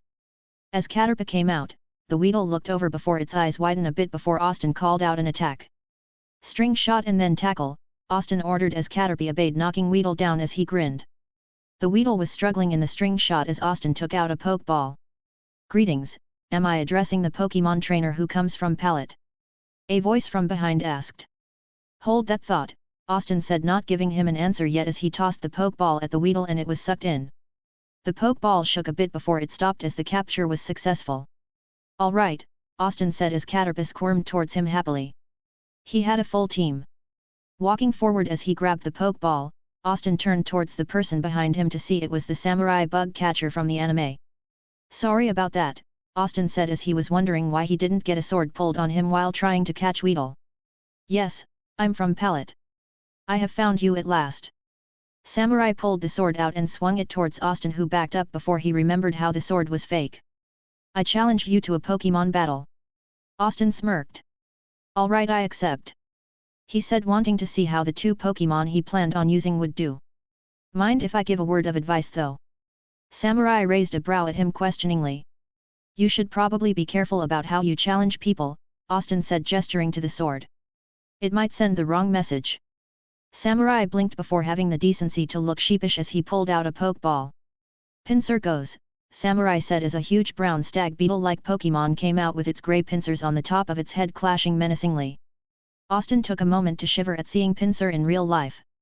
Some of the Pokémon were cool to see like Pikachu and the others, but seeing a giant stag beetle was creepy.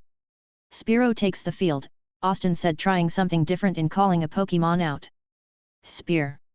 Spearow cried out defiantly as he stood across from the Pinsir. Well, he does have the advantage and I haven't had any time to train Caterpie as much as Pikachu. Austin thought back to him. And we won't have Metapod to win against Pinsir in this fight. Pinsir, tackle it. Spearow to the sky. Austin retaliated as Spearow took off quickly, barely avoiding the tackle as the Pinsir turned to glare upwards. Alright, if I remember correctly, both Spearow and Pinsir's attacks are close physical attacks. He planned to keep Spearow far from Pinsir's Pinsir's and to do a hit and run strategy. Samurai glared. Pinsir, use Harden. He said as the beetle glowed, increasing his defense. Peck, Austin called, knowing that despite the increase in defense a super effective move would still do some good damage. Spearow shot in there and rapidly pecked the Pinsir before flying away to dodge a bind as Pinsir glared. Child's play, Samurai said, getting ready. Pinsir, use seismic toss. Wait, what? Austin exclaimed as Pinsir jumped into the air and grabbed Spearow before spinning around as they slammed into the ground with Spearow crying out in pain. Spearow. Spearow was struggling to push himself up as Pinsir moved forward, ready to end it, and from how it looked Spearow wouldn't be able to fly anymore with his injuries in this fight. Come on, think. Austin thought, knowing that Fury attack wouldn't do much good and if he used Leer, Samurai would just use Harden again. Focus energy. Austin called out, his one hope was to land a critical hit as Spearow began to glow. Finish it with tackle. Pinsir surged forward. Wait for it. Austin thought as he tensed with Pinsir getting closer. Now. Spearow, use your talons to jump back. He said with a smirk. Then use the tree to spring forward with a peck. Spearow did so with Pinsir barely missing before the bird kicked off a tree and slammed into the Pinsir, knocking him over as he was done for. Pinsir. Samurai cried out in shock as he returned the beetle while Spearow cried out in defiance at winning. Spearow, you've done enough for now, Austin said, returning him so he could rest as Samurai pulled out a second Pokeball. Very ingenious to fight with a flying Pokémon like that, Samurai admitted begrudgingly as he tensed. But you will not win against my second Pokémon. Bring it, Austin said, already knowing what Pokémon it was as a green cocoon Pokémon came out. A Metapod. Do you fear him?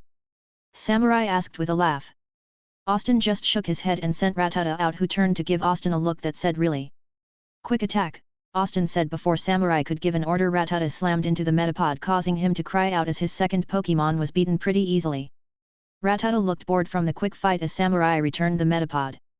Alright, you are a worthy battler. He said with a sigh. I was hoping that Metapod would evolve in this fight. You're trying to get a Butterfree? Austin asked curiously as Caterpie wiggled towards him and up his shoulder now that the battle was over. Yeah, it's my dream to become a strong bug trainer, Samurai said with a far-off look in his eyes. Ever since I took that trip to Sinnoh and saw a member of the Elite Four with a team of bug Pokémon. Aaron. Austin gave a nod and repeated the name. Samurai grinned. Exactly. He said happily that someone got it.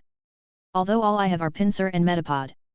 Speaking of which, where did you get your Pinsir? Austin asked curiously. A gift from my father, Samurai answered before a scream interrupted the conversation they were having. Both trainers turned towards the scream to see someone running from a swarm of Beedrills. Pikachu took a cautious step back as he remembered how many Spearows chased him and Austin. Beedrill swarm, quick, my cabin is nearby, Samurai said as he took off. Austin quickly returned Rattata and Caterpie as he went to grab Pikachu before seeing the person being chased tripped. Those stingers on the Beedrill look even more frightening in real life. Swallowing his fear, Austin acted. Pikachu used Thundershock. Pikachu jumped forward, his cheeks giving off sparks as the person being chased looked up to see electricity surging towards the nearest drills, causing most of them to fly back to avoid it. Come on, Austin shouted, catching the person's attention.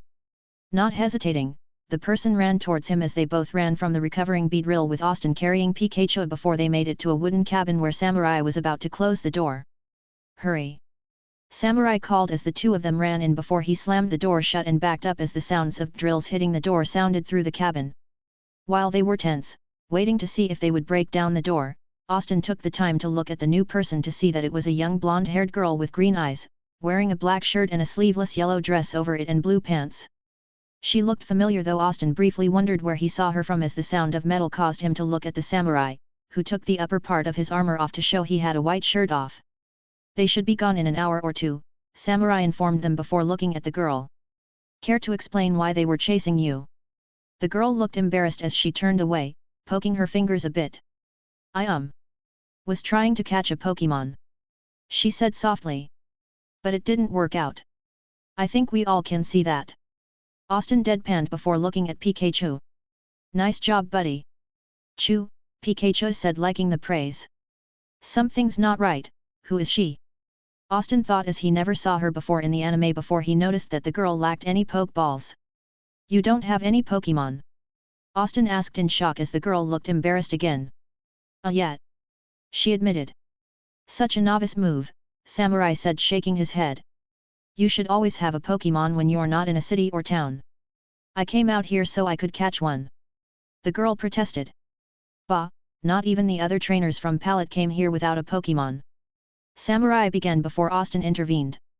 You can't blame her for wanting to catch a Pokémon though, Austin said, trying to be the diplomatic one, as this girl seemed to have taken Ash's place in being berated by Samurai. So what's your name? The girl looked at Austin and quickly looked away before saying in a low voice. Yellow. Chapter number 11, Crush. The girl looked at Austin and quickly looked away before saying in a low voice. Yellow. As soon as that name left her mouth, Austin felt his eyes widen in pure shock. Yellow. What the heck? Yellow didn't exist in the anime, only in the manga with red in them. What was she doing here? About you. Austin blinked as Yellow looked at him curiously from Samurai's question due to how he never really gave a name. Ash Ketchum. Austin said as he felt weird about using Ash's name. 0.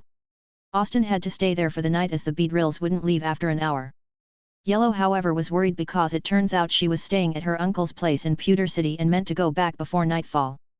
Her hair was pulled into a ponytail at the moment now that no one was being chased by a horde of Pokémon before Austin remembered something important. Hey Samurai! He said, gaining the trainer's attention as he was making some soup for him and his guests. Do you mind if I let Weedle out? I need to see if he's injured. Just make sure he doesn't use Poison Sting while you do that. Samurai allowed as Austin gave a nod and pulled Weedle's Pokeball out. Yellow looked on curiously and Pikachu got ready to defend his trainer. As the brown caterpillar shook its head, Austin took the Pokédex out to scan the date. Weedle, the hairy bug Pokémon. Often found in forests, eating leaves. It has a sharp stinger on its head that injects poison. The Pokédex beeped, catching Samurai and Yellow's attention. This Weedle is female and the ability is Poison Point. Currently, this Weedle knows Poison Sting and String Shot. The age of this Weedle is 2 weeks. Hey, pretty interesting, Austin said as Weedle tipped her head to the side curiously. What's that? Yellow asked, pointing at the Pokédex. I would like to know as well, Samurai said, remembering how the other trainers from Palette had a device like that, but he never asked what it was. It's a Pokédex, Austin said, a little surprised that they didn't know it before he saw Weedle squirming towards him as Pikachu gave it a cautious look. Austin couldn't help but feel uneasy when he eyed the stinger on the top of her head before Weedle stopped seeing Yellow and sped over to her, rubbing against her leg as she did so, being mindful of the stinger. Just like Caterpie did to Misty. Austin thought with a hint of nostalgia as he remembered that particular episode of the anime. Well, Weedle likes you, Austin said with a chuckle as Yellow calmly rubbed Weedle's head, being mindful of the stinger. I should set up a training schedule though, Austin thought as Yellow and Samurai were talking to each other as Austin returned Weedle. With a full team, they need to be strong before the gym challenge.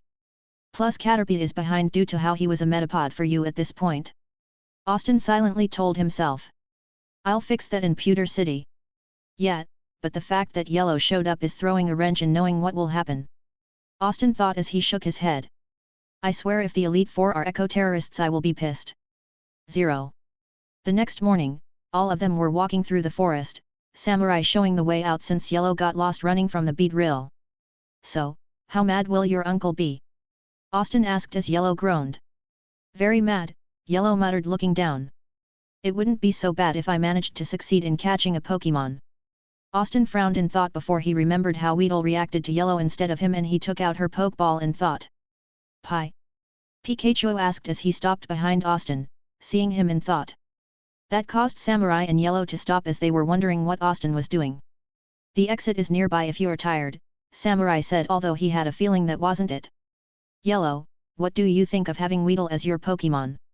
Austin asked, surprising her. But I thought she was yours. Well, I only just caught her, Austin admitted with a chuckle as he held out her Pokeball.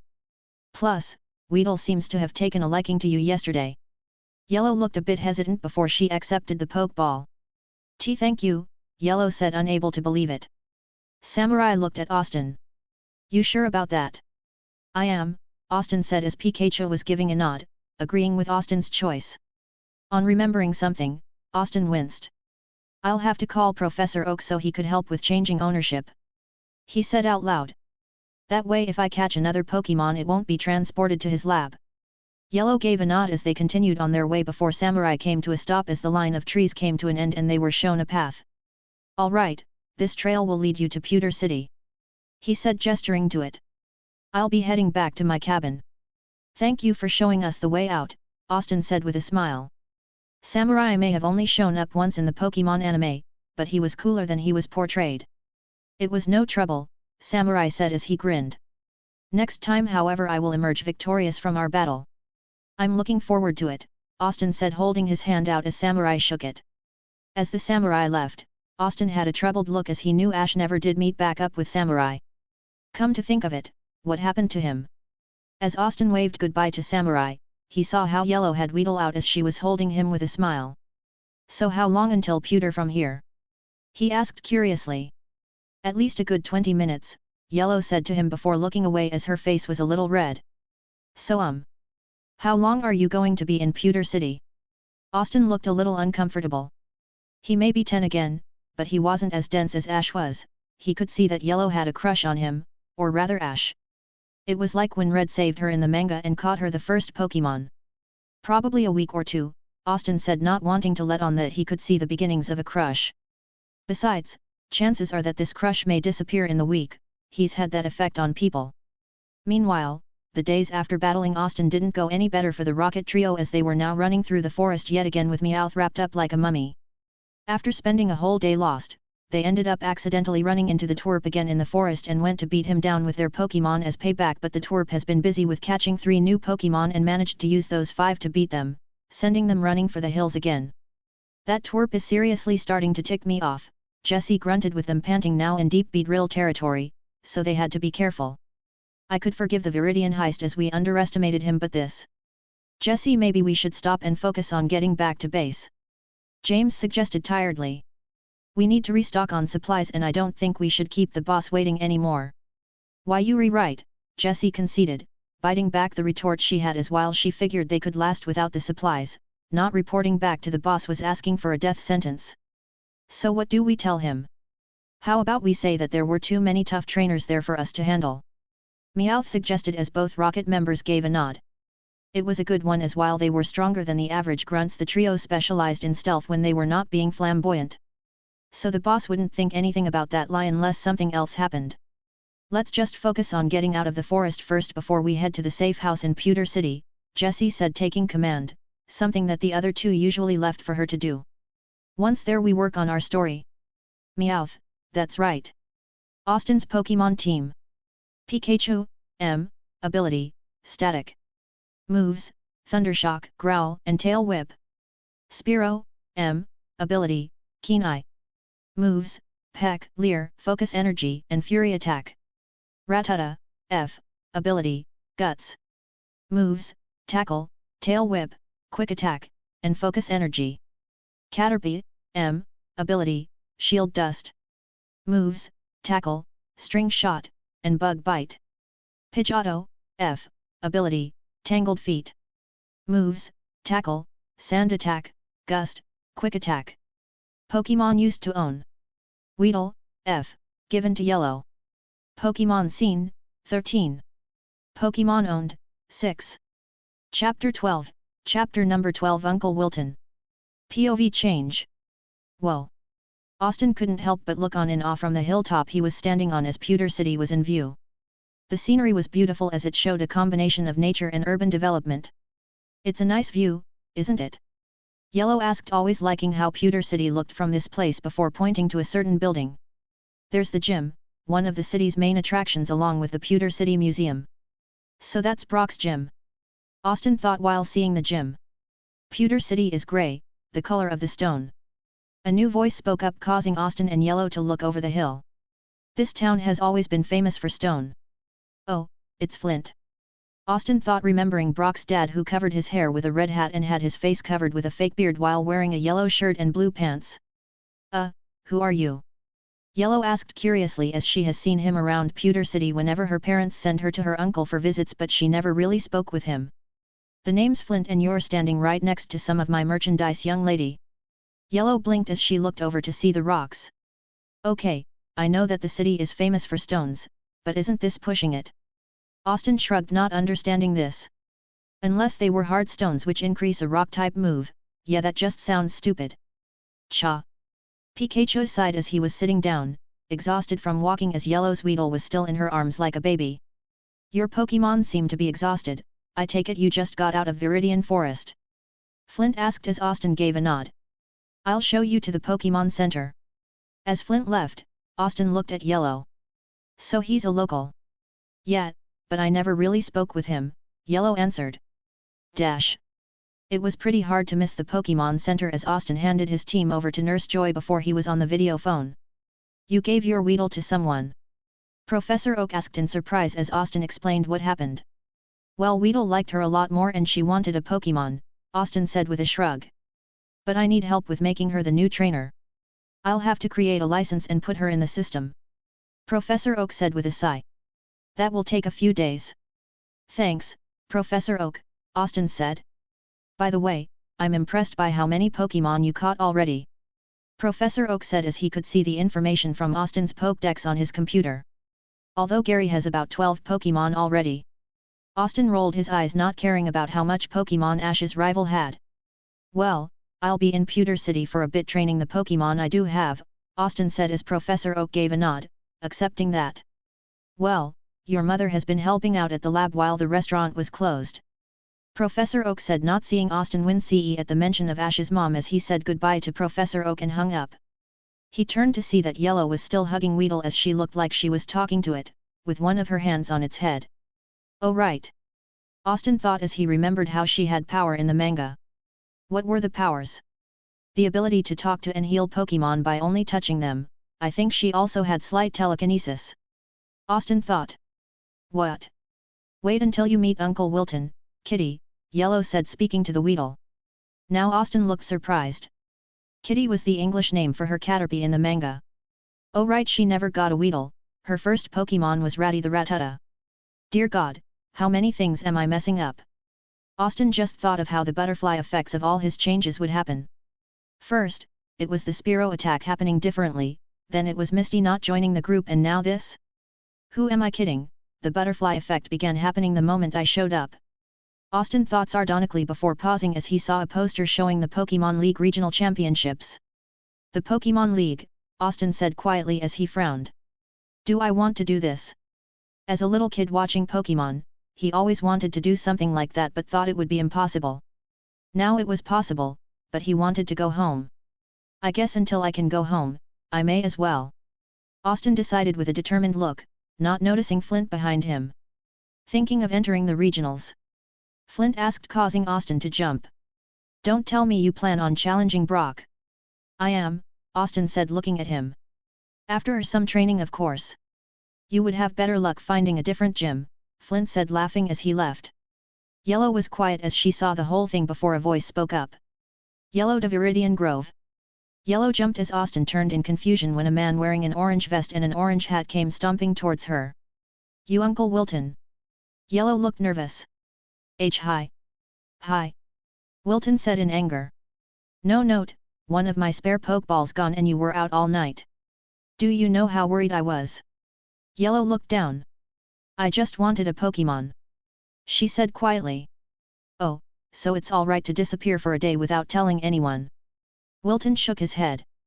You could have been killed.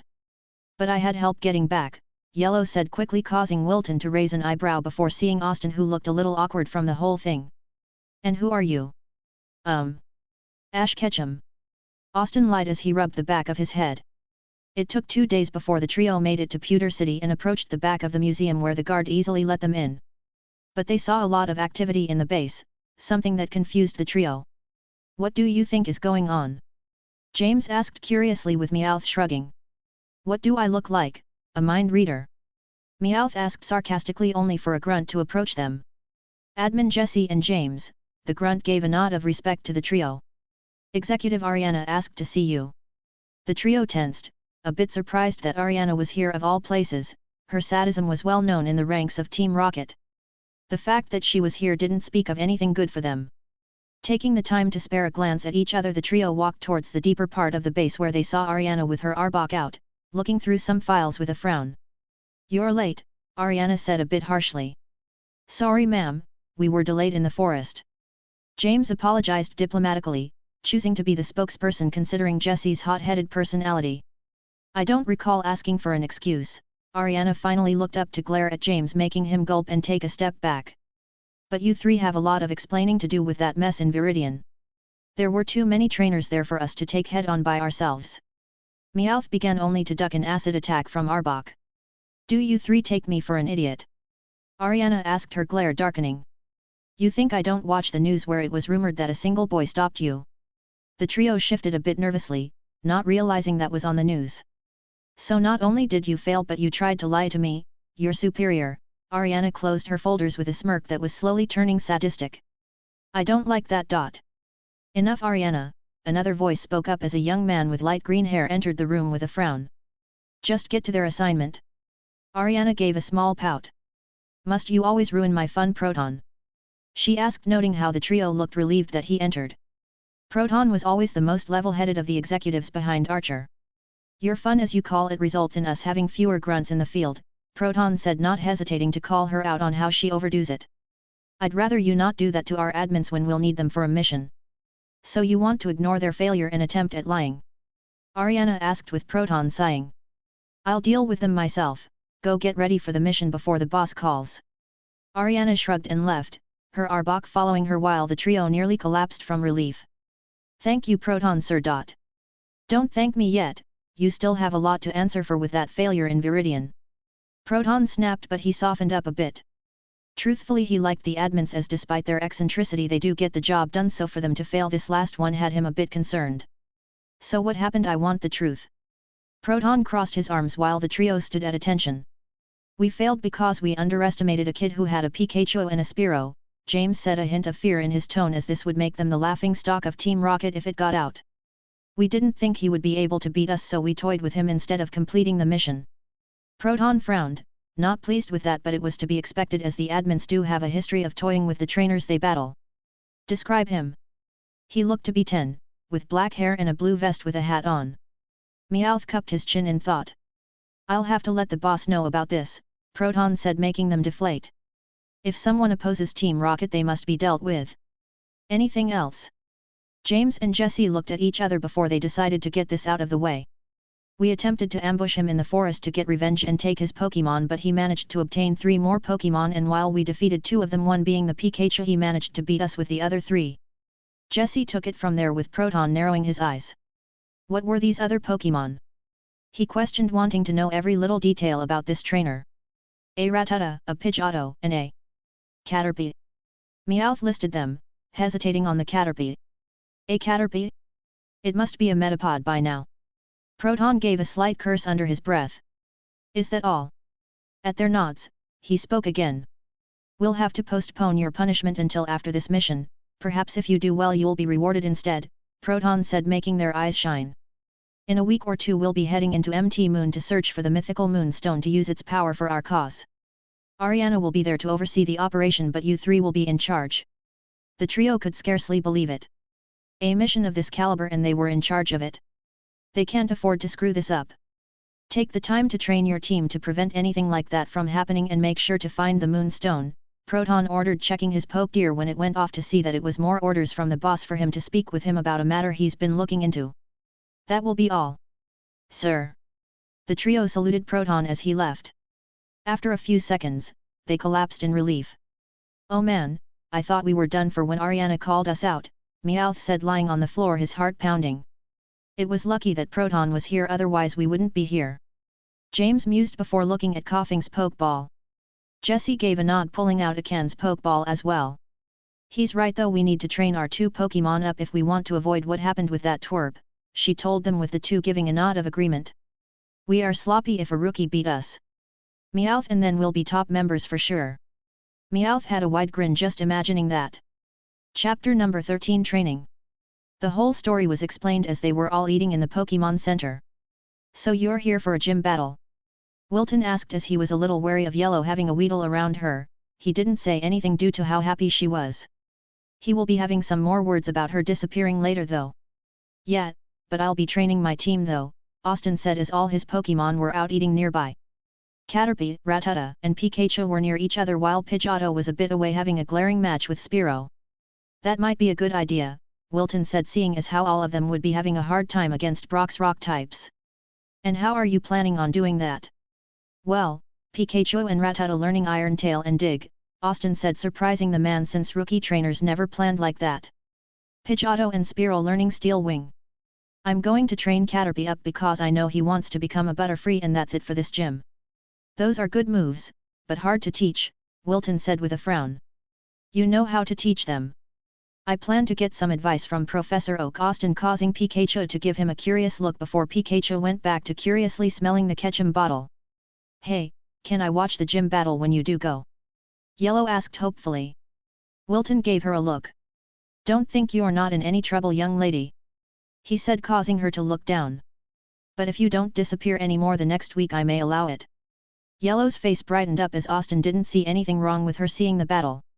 I don't mind, Austin said, shrugging. That was when Wilton noticed how Yellow kept sneaking glances at Austin as they continued to eat.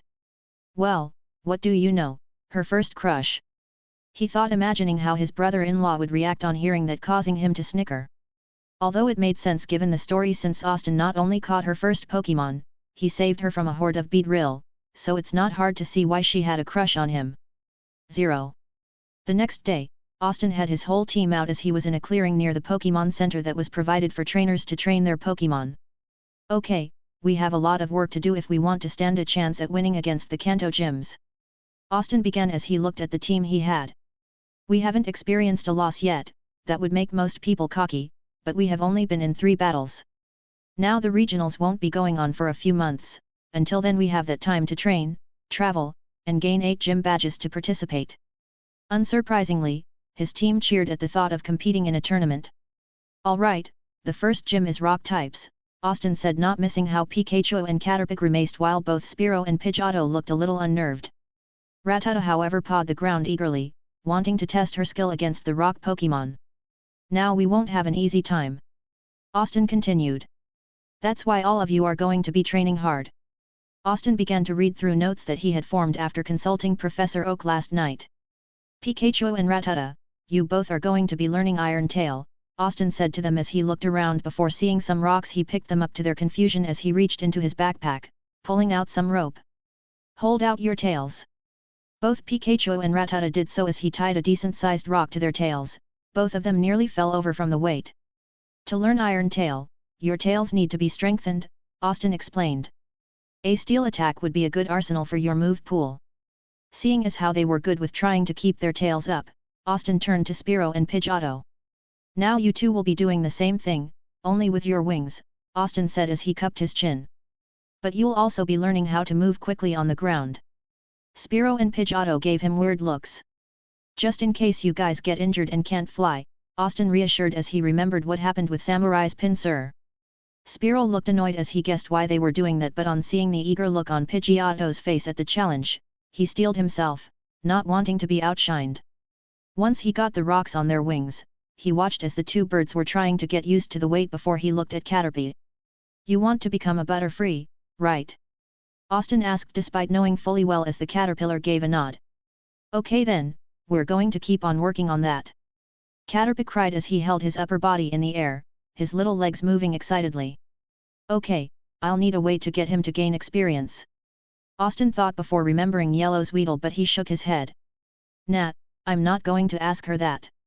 She just got Weedle and I don't think she wants to battle with her. Austin thought before looking at Pikachu and an idea clicked.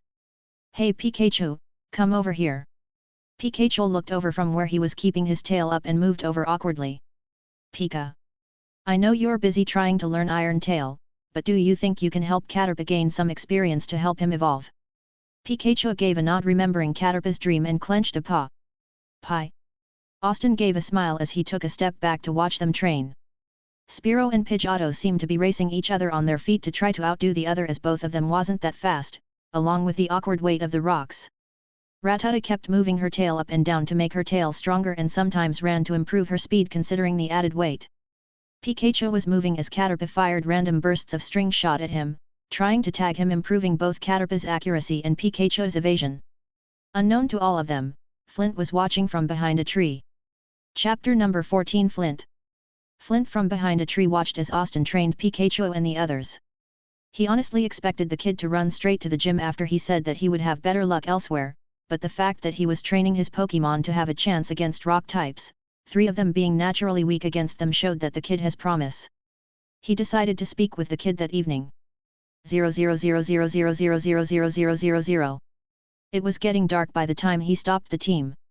Right now only Spearow's wings and Pikachu's tail were giving a low glow from the training, not surprising since Pikachu and Spearow were his strongest. Caterpie was panting from the training he had with Pikachu as Pidgeotto looked a little disheartened at not getting even a small shine from her wings. Rattata however took some convincing to stop since she has been waiting to be trained once she has been caught. Okay, I think we're good for tonight, Austin said to them. Tomorrow I'm giving you guys a day of rest before going back to training. Spearow, Rattata, and Pidgeotto gave cries of annoyance at a day of rest as Pikachu and Caterpie practically collapsed in relief. Hey, you guys need a day to heal from the training so you can train longer, Austin said, remembering how hard it was to keep up exercising at home due to how sore the muscles would get the next day. Was that the same for Pokémon? The bright light caused Austin to look over at Caterpie as he began shooting string shot into the air. Didn't take too long. Austin quipped as the glow died down to show a Metapod sitting where Caterpie was. Meta. Due to a lack of facial expressions, Austin could only tell from the voice that the cocoon Pokémon was happy. Giving a grin, Austin pulled out the Pokédex to scan him as Pidgeotto, Pikachu, and Rattata gave him their congrats while Spearow was quiet, giving a small nod. Metapod, the cocoon Pokémon. The evolved form of Caterpie. A steel hard shell protects its tender body. It quietly endures hardships while awaiting evolution. The Pokédex beeped. This Pokémon's ability has changed to shed skin and has learned the move Harden. Deciding to return the others, Austin saw how Pikachu was exhausted. Hey Pikachu, I know you don't like your Pokeball, but if you're exhausted, do you want to just jump on my shoulder? Pikachu gave him a curious look before deciding to take him up on that offer as he jumped up there and made himself comfortable. You are a unique trainer. Flint's voice came from behind, causing Austin to nearly jump, but he turned to see him. Thanks. Austin said, not sure why he was there. Can I help you? Follow me, Flint said as he walked off. Austin knew what was about to come as he did so, and they were spying on a house with a bunch of little kids as someone was in an apron cooking before a little girl grabbed his pants leg. I tore my skirt. Okay, I'll sew it up for you. The teen turned and showed that it was a teen with black spiky hair, tan skin, and squinty eyes. That's Brock, the Pewter City gym leader, Flint said as his voice was a bit cracked. Why are you showing me this? Austin asked curiously as he knew the answer while Pikachu looked on in curiosity as they left before they would be spotted. I wanted you to know the truth so when you do face him, you do so with all of your heart, Flint said, surprising Austin because that answer was different. Heck, he never gave him an answer. You have a potential kid. I saw that when you trained those 5 Pokémon and evolved one, and I thought maybe you could give Brock the battle he deserves. A battle that he deserves. Austin thought. Brock has 10 little brothers and sisters, and that's why he never left Pewter City. What about his parents, like a dad? Austin said that the last part was directed at Flint.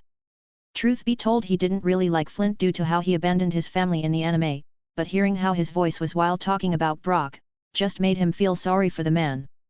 Flint looked as if someone just punched him. His good-for-nothing father left the family to become a Pokémon trainer and they never heard from him again. He said, his voice barely keeping from cracking. Brock's heartbroken mother tried her best to keep things together, but sadly she passed away. So Brock is the only person his brother and sisters have left. Austin was quiet as they were near the Pokémon Center now. I should go, Flint said as he turned to leave. Flint. Austin looked at him as the man stopped. You should talk to Brock instead of saying you're good for nothing, father. That caused Flint to spin around in shock, but Austin was already going inside. He needed to hear that, Austin said to himself as he handed his Pokémon to Nurse Joy. 000000000. The next week passed by pretty quickly as Austin kept training, and while he didn't see Flint at all the next few days, he knew that the man was probably thinking over what he said. It took up to 3 days for Spearow and Pikachu to master their attacks, while both Rattata and Pidgeotto did so in 4 days. Rattata even managed to learn Dig on the 6th day, while Pikachu had trouble with it. Metapod didn't get much in battle experience, but Austin did teach him how to fight effectively as a cocoon, just in case. Surprisingly enough, he didn't even see Yellow all that much in the week, probably due to her being in trouble with her uncle. But it was at the end of the week, nearly the afternoon, that Austin stood in front of the pewter gym with Pikachu on his shoulder. Here we go, Austin muttered. Chapter number 15, Battle at Pewter City Gym Part 1. POV change. It was at the end of the week, nearly the afternoon, that Austin stood in front of the pewter gym with Pikachu on his shoulder. Here we go, Austin muttered as he went to walk up to the door, only to hear rapid footsteps. Wait. Austin turned to see Yellow running towards him with Kitty in her arms. Yellow? Austin asked before remembering that he said she could watch the battle. Did you run all the way here? Why, yeah, I've never seen an actual gym battle before, Yellow said, panting, but she had a smile. Austin grinned before he pushed open the door and walked in, only for the lights to be off. Who goes there? A light shined on the other side of the room, showing Brock, who was dressed in brown cargo pants, an orange shirt, and a green vest as he sat with his legs crossed. I'm Ash Ketchum from Pallet Town and I'm here to challenge you, Austin said, repeating what Ash says in the anime. Is this your first gym match? Brock asked curiously. It is, Austin said, giving a nod. And I know there are special rules for each gym. Brock raised a brow, not expecting that, as he gave a nod. Very well. How many Pokémon do you have? 5, Austin said, as this was different. Since this is the first gym battle, you can use all 5 against my 2 Pokémon and only you will be able to switch, Brock said as Austin's eyes widened. The heck? Austin thought in confusion. When did this become a thing? How long have you been with that Pokémon? Brock asked upon seeing the Pikachu on Austin's shoulder. Right now, close to 2 weeks, Austin said as he had to think about it. Yes, your Pikachu is in its cutest stage, Brock said with a frown. It can't win. You never know unless you try, Austin said, clenching a fist. Suit yourself, as a gym leader I have to accept every challenge, Brock said before looking at Yellow. Are you here for a gym match as well? No, I'm just spectating, Yellow said as Brock gave a nod and pointed towards the railway. Then proceed up there to safely watch the battle. Yellow gave a nod as she went to leave, only to stop and look back at Austin. Good luck, she said as she ran. Austin gave a nod before the rest of the lights came on to show the rocky battlefield. Pulling out a Pokeball, Brock sent out a Pokémon that was a rock with 2 arms and a face. Geo. Guedud slammed his fist together. Not starting with Onyx this time, Austin muttered as he picked out a Pokeball. Pidgeotto, take the field, Austin ordered as Pidgeotto cried. A flying type against a rock gym? Brock asked with a raised brow. Austin just gave a cocky smile and ordered the first move. Use sand attack, he ordered as Pidgeotto moved at high speeds to knock sand everywhere. Futile, Brock said as he gave an order. Rock Polish. As Guedud began to glow, Austin decided to use his ace. Steel Wing. Pidgeotto shot forward, her wings glowing, catching Brock off guard as they slammed into Guedud, knocking him into a boulder as he shook his head, injured but not out. I see. Brock looked at Pidgeotto with a hint of surprise and approval. Use a flying type to get me to lower my guard, but you taught her a move to have an advantage. Smart. This may be my first gym battle, but I'm not stupid enough to come here without preparation, Austin said. Rock Tomb, Brock ordered as Guedud slammed a fist to the ground. Quick attack to dodge, Austin said as Pidgeotto became a blur to dodge the constant rocks that shot up. She was doing good until one got a lucky shot and sent her to the ground with an injured wing. Now finish her with rollout, Brock said as the Pidgeotto couldn't fly anymore. Run to the left to dodge, Austin said, as Pidgeotto dove out of the way quickly, catching Brock off guard. Pidgeotto is too injured to fight, Austin thought. Plus with her wings injured, Steel Wing is out of the question. knowing that Austin took out a Pokeball. Pidgeotto return. He said as he took out another Pokeball. Rattata, take the field. Ratta. Rattata snarled as Guedud regarded her.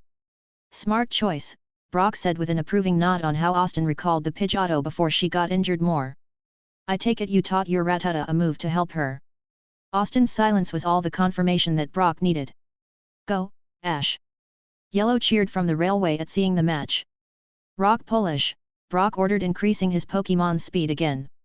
Quick attack. Austin countered as Rattata ran quickly towards Guedud before she got close enough. Chain it with Iron Tail.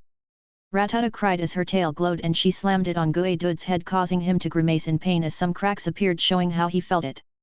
But he was still standing. Geez, what does it take? Austin thought in shock. Yeah, his Pokémon are a lot tougher than I remembered. Tackle. Brock exclaimed as Guedud knocked Rattata back quite a bit. Now roll out. Use Dig to escape from there, Austin said, as Rattata dove into the ground. Brock smirked. Magnitude. He said, causing Austin's eyes to widen. Rattata. Get out of there. He ordered, but Guedud slammed the palm of his hands on the ground, causing it to shake before Rattata came out unconscious. Austin sighed and returned her. You did great, Rattata. I'm impressed, Brock said, as Guedud was panting. You're a lot better than I first thought you would be, especially using Pokémon that aren't normally strong against rock types like that in your first gym battle. Chapter number 16, Battle at Pewter City Gym Part 2. Austin sighed and returned her. You did great, Rattata. I'm impressed, Brock said as Guedud was panting. You're a lot better than I first thought you would be, especially using Pokémon that aren't normally strong against rock types like that in your first gym battle. Thanks, but the match isn't over yet, Austin said, feeling relieved that he was allowed to use the rest of the team considering the strength that Brock was showing. No, it isn't. Brock agreed as Austin tossed out his third Pokémon, Spearow. Another flying type. Aerial Wing. Austin ordered, confusing Brock before Spearow became a blur as his wings glowed, slamming into Guedud, the speed adding to the strength, causing Guedud to finally fall unconscious. Alright. Spearow landed on the ground, feeling proud of himself despite the fact he only finished off the Pokémon after it was weakened by the others. That speed. You combined Aerial Ace and Steel Wing? Brock asked in surprise as Austin grinned. Yeah, while training Spearow to learn Steel Wing, he ended up learning Aerial Ace as well, Austin explained as Spearow held his head high. So I figured why not put those two together to add some real damage. Some trainers don't think of doing that until much later. Brock pulled out another Pokeball. But you're about to deal with my strongest Onix. Groom. A giant snake Pokémon made completely out of rocks emerged as it gave a roar that shook the building. Whoa, Yellow said as Kitty cowered a bit at the much larger Pokémon. Pikachu shivered at seeing the sheer size of the Pokémon as Spearow took a small step back, not expecting that. Austin meanwhile was showing some slight fear due to how much bigger Onix was than he was expecting. Rock throw. Brock didn't waste any time as that snapped Austin out of his stupor. Use Aerial Ace to dodge, Austin ordered as Spearow took to the sky, dodging the many rock projectiles that Onix was launching at him. If just one of those hits it'll be bad. Use your tail to knock it out of the air, Brock said. As Onix raised its tail, Austin thought. Now. Austin gave an order. Spearow, Steel Wing to knock the tail away. Spear. Spearow's wings glowed as they knocked the tail away to keep on flying. Now Aerial Wing. Austin wanted to finish this quickly, but Brock had another trick up his sleeve. Rock Tomb. Onix roared as it slammed the tail on the ground, causing rocks to fly up, knocking Spearow off course before its tail wrapped around the small bird. Bind it. Spearow cried out as Onix put pressure on him. Stop, Spearow has had enough, Austin said, not wanting anything to happen to him. Brock gave a nod as Onix let Spearow go and the bird was stumbling as he hit the ground before Austin returned him. You know the limits of your Pokémon pretty well. He remembered how Austin called Pidgeotto back earlier. That shows how much you care for them. Oh, poor Spearow, Yellow said before she saw Brock's siblings in the gym now, watching the fight. Choose your next Pokémon, Brock said as Onix roared, his tail sore but he was still raring to go. Metapod go. Austin said, sending the Cocoon Pokémon out. Kitty looked surprised at the fact that Caterpie evolved while Yellow looked confused. Now Brock looked confused. You're sending a Metapod out? He asked, wondering if Austin only trained the other 3 of those special moves. Austin however just gave an order. Harden, he said as Metapod. Brock looked a bit skeptical, wondering what Austin was planning as he gave an order. Rock Tomb. Now Austin was grinning. Use string shot on the roof. Metapod quickly did so and shot into the air as rocks slammed right where he was, catching Brock off guard. What? Harden while you swing around. Austin said as Metapod was swinging on the string shot like a comic character that Austin read about. Honestly, I didn't think that would work. Onyx uses rock throw, Brock said as he was surprised by the new strategy that Austin was using as Metapod kept dodging the rocks, his defense increasing every few seconds. What are you doing? After a few more close calls, Austin whispered, okay, that should be enough. Austin grinned. Use string shot to swing above Onyx and give a tackle attack. Metapod did so as he let go before letting gravity take effect. It clicked into Brock's head what Austin was doing as Metapod collided head-on with Onyx, causing the rock snake to roar in pain. Austin used Harden to make Metapod's shell as hard as steel before going as high as he could, and then he used gravity to add to the hardened tackle and cause a lot of damage. Metapod didn't escape unscathed though, as he took some damage from the blow as well, but he was using string shot to zip away before Onyx slammed a tail into him, causing him to roll across the field. I have to say, I never had anyone use that type of strategy against me before, Brock said, looking at Austin with some respect. You've given me trouble without using any Pokémon that has a type advantage against me as other rookie trainers would do. Austin grinned. I pride myself in doing things differently. I can see, but it'll take more than that to stop Onyx. Brock got back into the fight. Bind it.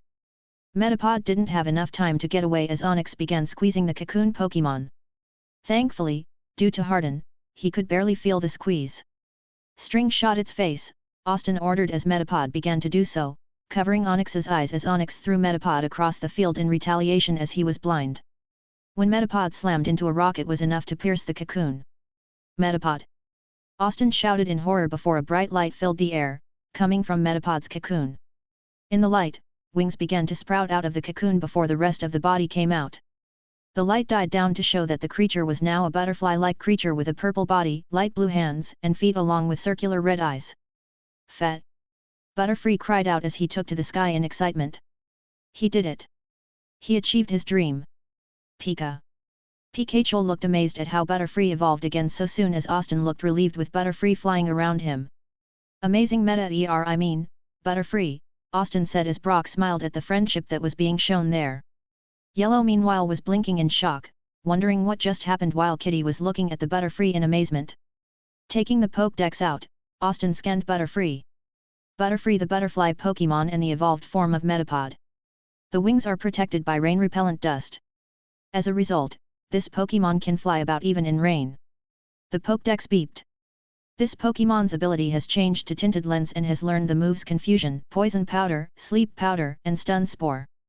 Austin grinned because he knew the ability of Tinted Lens and it would come in handy for this fight. Congrats on your Pokémon evolving, but this is still a match, Brock said as Onyx managed to get enough of the string shot off to see. I know, Austin said as he focused. Butterfree used Stun Spore. Fat! Butterfree flew quickly due to how string shot slowed the Onyx down and began to spray the pollen everywhere. Onyx roared in pain as the pollen began to take effect. Onyx! Brock cried out in worry. Now use Bug Bite. Austin said as Butterfree dove in his mouth glowing as it bit Onyx due to the ability of Tinted Lens. Moves that aren't very effective got a boost in dealing damage as Onyx roared in pain again before he fell over onto the ground. Austin stared before he slowly grinned. Alright. He cheered as Butterfree flew over to him and he held out his arm for the bug to land on. Pikachu looked relieved at not having to fight the snake, but he looked happy for Butterfree as well. Fat! Ash! Yellow was running up to him with a smile. That was amazing. Brock returned Onyx and smiled at the Pokeball. You did great, Onyx. He said as he looked back at Austin. I'm impressed, Ash, you overcame all the odds using Pokémon many people never did in my gym. Not only that, but even though your Butterfree just evolved, you handled him as if he was a Butterfree for weeks, and you were the first one I've seen to use him in this battle as a Metapod the way you did. As he was saying that, Brock was approaching him as he pulled something out of his pocket. With that said, you deserve this, Brock said, holding out a small grey circular badge. The Boulder badge is only the first step, however, the other gyms are a lot stronger than me. Chapter number 17. A different trio of friends. Brock returned Onyx and smiled at the Pokeball. You did great, Onyx, he said as he looked back at Austin. I'm impressed, Ash, you overcame all the odds using Pokémon many people never did in my gym. Not only that, but although your Butterfree just evolved, you handled him as if he was a Butterfree for weeks, and you were the first one I've seen to use him in this battle as a Metapod the way you did. As he was saying that, Brock was approaching him as he pulled something out of his pocket. With that said, you deserve this, Brock said, holding out a small grey circular badge. The Boulder badge is only the first step, however, the other gyms are a lot stronger than me. That's why I'll train hard for them, Austin said. As long as you never forget to be kind to your Pokémon, Brock said as he saw his siblings approach him, looking sad at his loss, but he smiled. To tell the truth, I get more pleasure out of raising Pokémon than making them battle. What's your dream? Austin went into deep thought, and after a few seconds, he answered. To see the world, Austin said, knowing that the Pokémon Master dream belonged to the real Ash. And to battle the best of the best. A fine dream, Brock said with a smile. Mine is to be the world's best Pokémon breeder. But my family comes before my dream. I understand, Austin said as he saw someone else standing in the shadows of the gym. But I think someone else would like to say something to you. Brock looked confused as Flint stepped out of the shadows. That was when Flint took the hat and fake beard off to show an older version of Brock. My father, Brock said in disdain as the siblings gasped in shock. Before I talk with my family, I have to know, how did you know I was Brock's father when we spoke? Flint asked, turning to Austin. When he was a kid he figured it out from how Flint was acting the first time he saw the episode, but he gave a different answer as Austin said while shrugging. Your actions gave you away, as well as how your voice cracked when you spoke about Brock. Flint paused as he considered that before turning to Brock, who had a look of anger, and he sighed, knowing this was coming. Brock, you should follow your dream, he said, walking up to him. When I left to become a trainer, I failed so badly that I was too ashamed to show my face to everyone. I should have come back instead of putting you and everyone else in so much pain, so it's time I begin acting like a father again. You go fulfill your dream. Brock was quiet. First, there are some things I have to tell you. I understand, Flint said, preparing himself for a punch. There are some things you need to get off your chest after all these years, so don't hold back. Here. Brock handed him a wool thread and sewing needle as Flint now looked extremely confused before the teen began listing off the special needs each sibling needs, as well as their hobbies, quirks, and favorite foods. Flint managed to produce a pencil and small notepad out of nowhere and began writing frantically. Slow down, I can't write that fast, Flint cried out at one point as Austin couldn't help but chuckle at this. Yellow, however, looked at Austin as she realized that with how he had the badge now, he wouldn't be staying in Pewter City for too long. So Ash, you don't mind if I travel with you on your journey, right? Brock asked as Austin shook his head. They were both leaving Pewter City with Brock having a blue hiker's bag on his back. Nah, I don't mind, he said, although he was wondering how he could keep being from another world a secret from Brock. Truthfully, it'll be nice to have someone to talk with. They stopped talking when they heard rapid heavy footsteps, and both of them turned to see a two-headed bird-like Pokémon with brown feathers, black eyes, and yellow beaks running toward them. A Doduo? Brock asked in surprise before they saw Yellow on the back of it wearing a straw hat with Kitty on her shoulder. Wait! Yellow called out as the Doduo came to a stop, not even winded. Yellow, what are you doing? Austin asked, a little surprised that she got Doduo now. See, can I go with you on your journey as well? Yellow asked nervously, surprising Austin and Brock. Uncle Wilton allowed me to go, he even gave Dottie here to me to help me catch up as well as to protect me, Yellow said, rubbing Dottie's head, causing the Doduo to cry with bliss. So can I? Not wanting to be a jerk. Sure, Austin said, since Yellow managed to follow them out here. The more the merrier. Yellow gave a cheer as Brock chuckled before they continued down the path toward Empty Moon.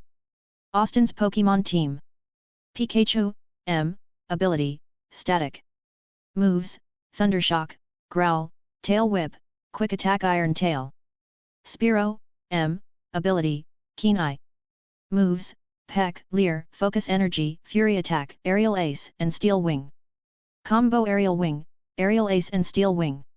Rattata, F. Ability, Guts. Moves, Tackle, Tail Whip, Quick Attack, Focus Energy, Iron Tail, and Dig. Butterfree, M. Ability, Tinted Lens. Moves, Tackle, String Shot, Bug Bite, Harden, Confusion, Poison Sting, Sleep Powder, and Stun Spore. Pidgeotto, F. Ability, Tangled Feet. Moves, Tackle, Sand Attack, Gust, Quick Attack, and Steel Wing. Pokémon used to own. Weedle, F. Pokémon seen, 18. Pokémon owned, 5. Yellow's Pokémon team. Weedle, Kitty, F. Ability, Poison Point. Moves, Poison Sting and String Shot. Doduo, Dottie, M. Ability, Runaway Moves, Growl, Peck and Quick Attack. Brock's Pokémon team. Onyx, M. Ability, Rockhead. Moves, Bind, Tackle, Harden, Mud Sport, Curse, Rock Throw, Rock Tomb, and Rage. Guidud, M.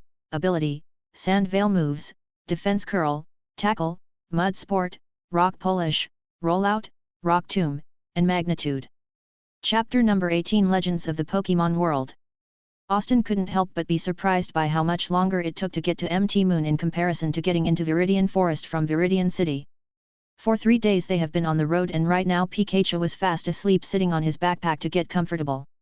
Just feeling Pikachu right behind his head like that made Austin a little happy at just how comfortable the little guy was with him now. There it is, Yellow said pointing to the mountain that came into view past the trees.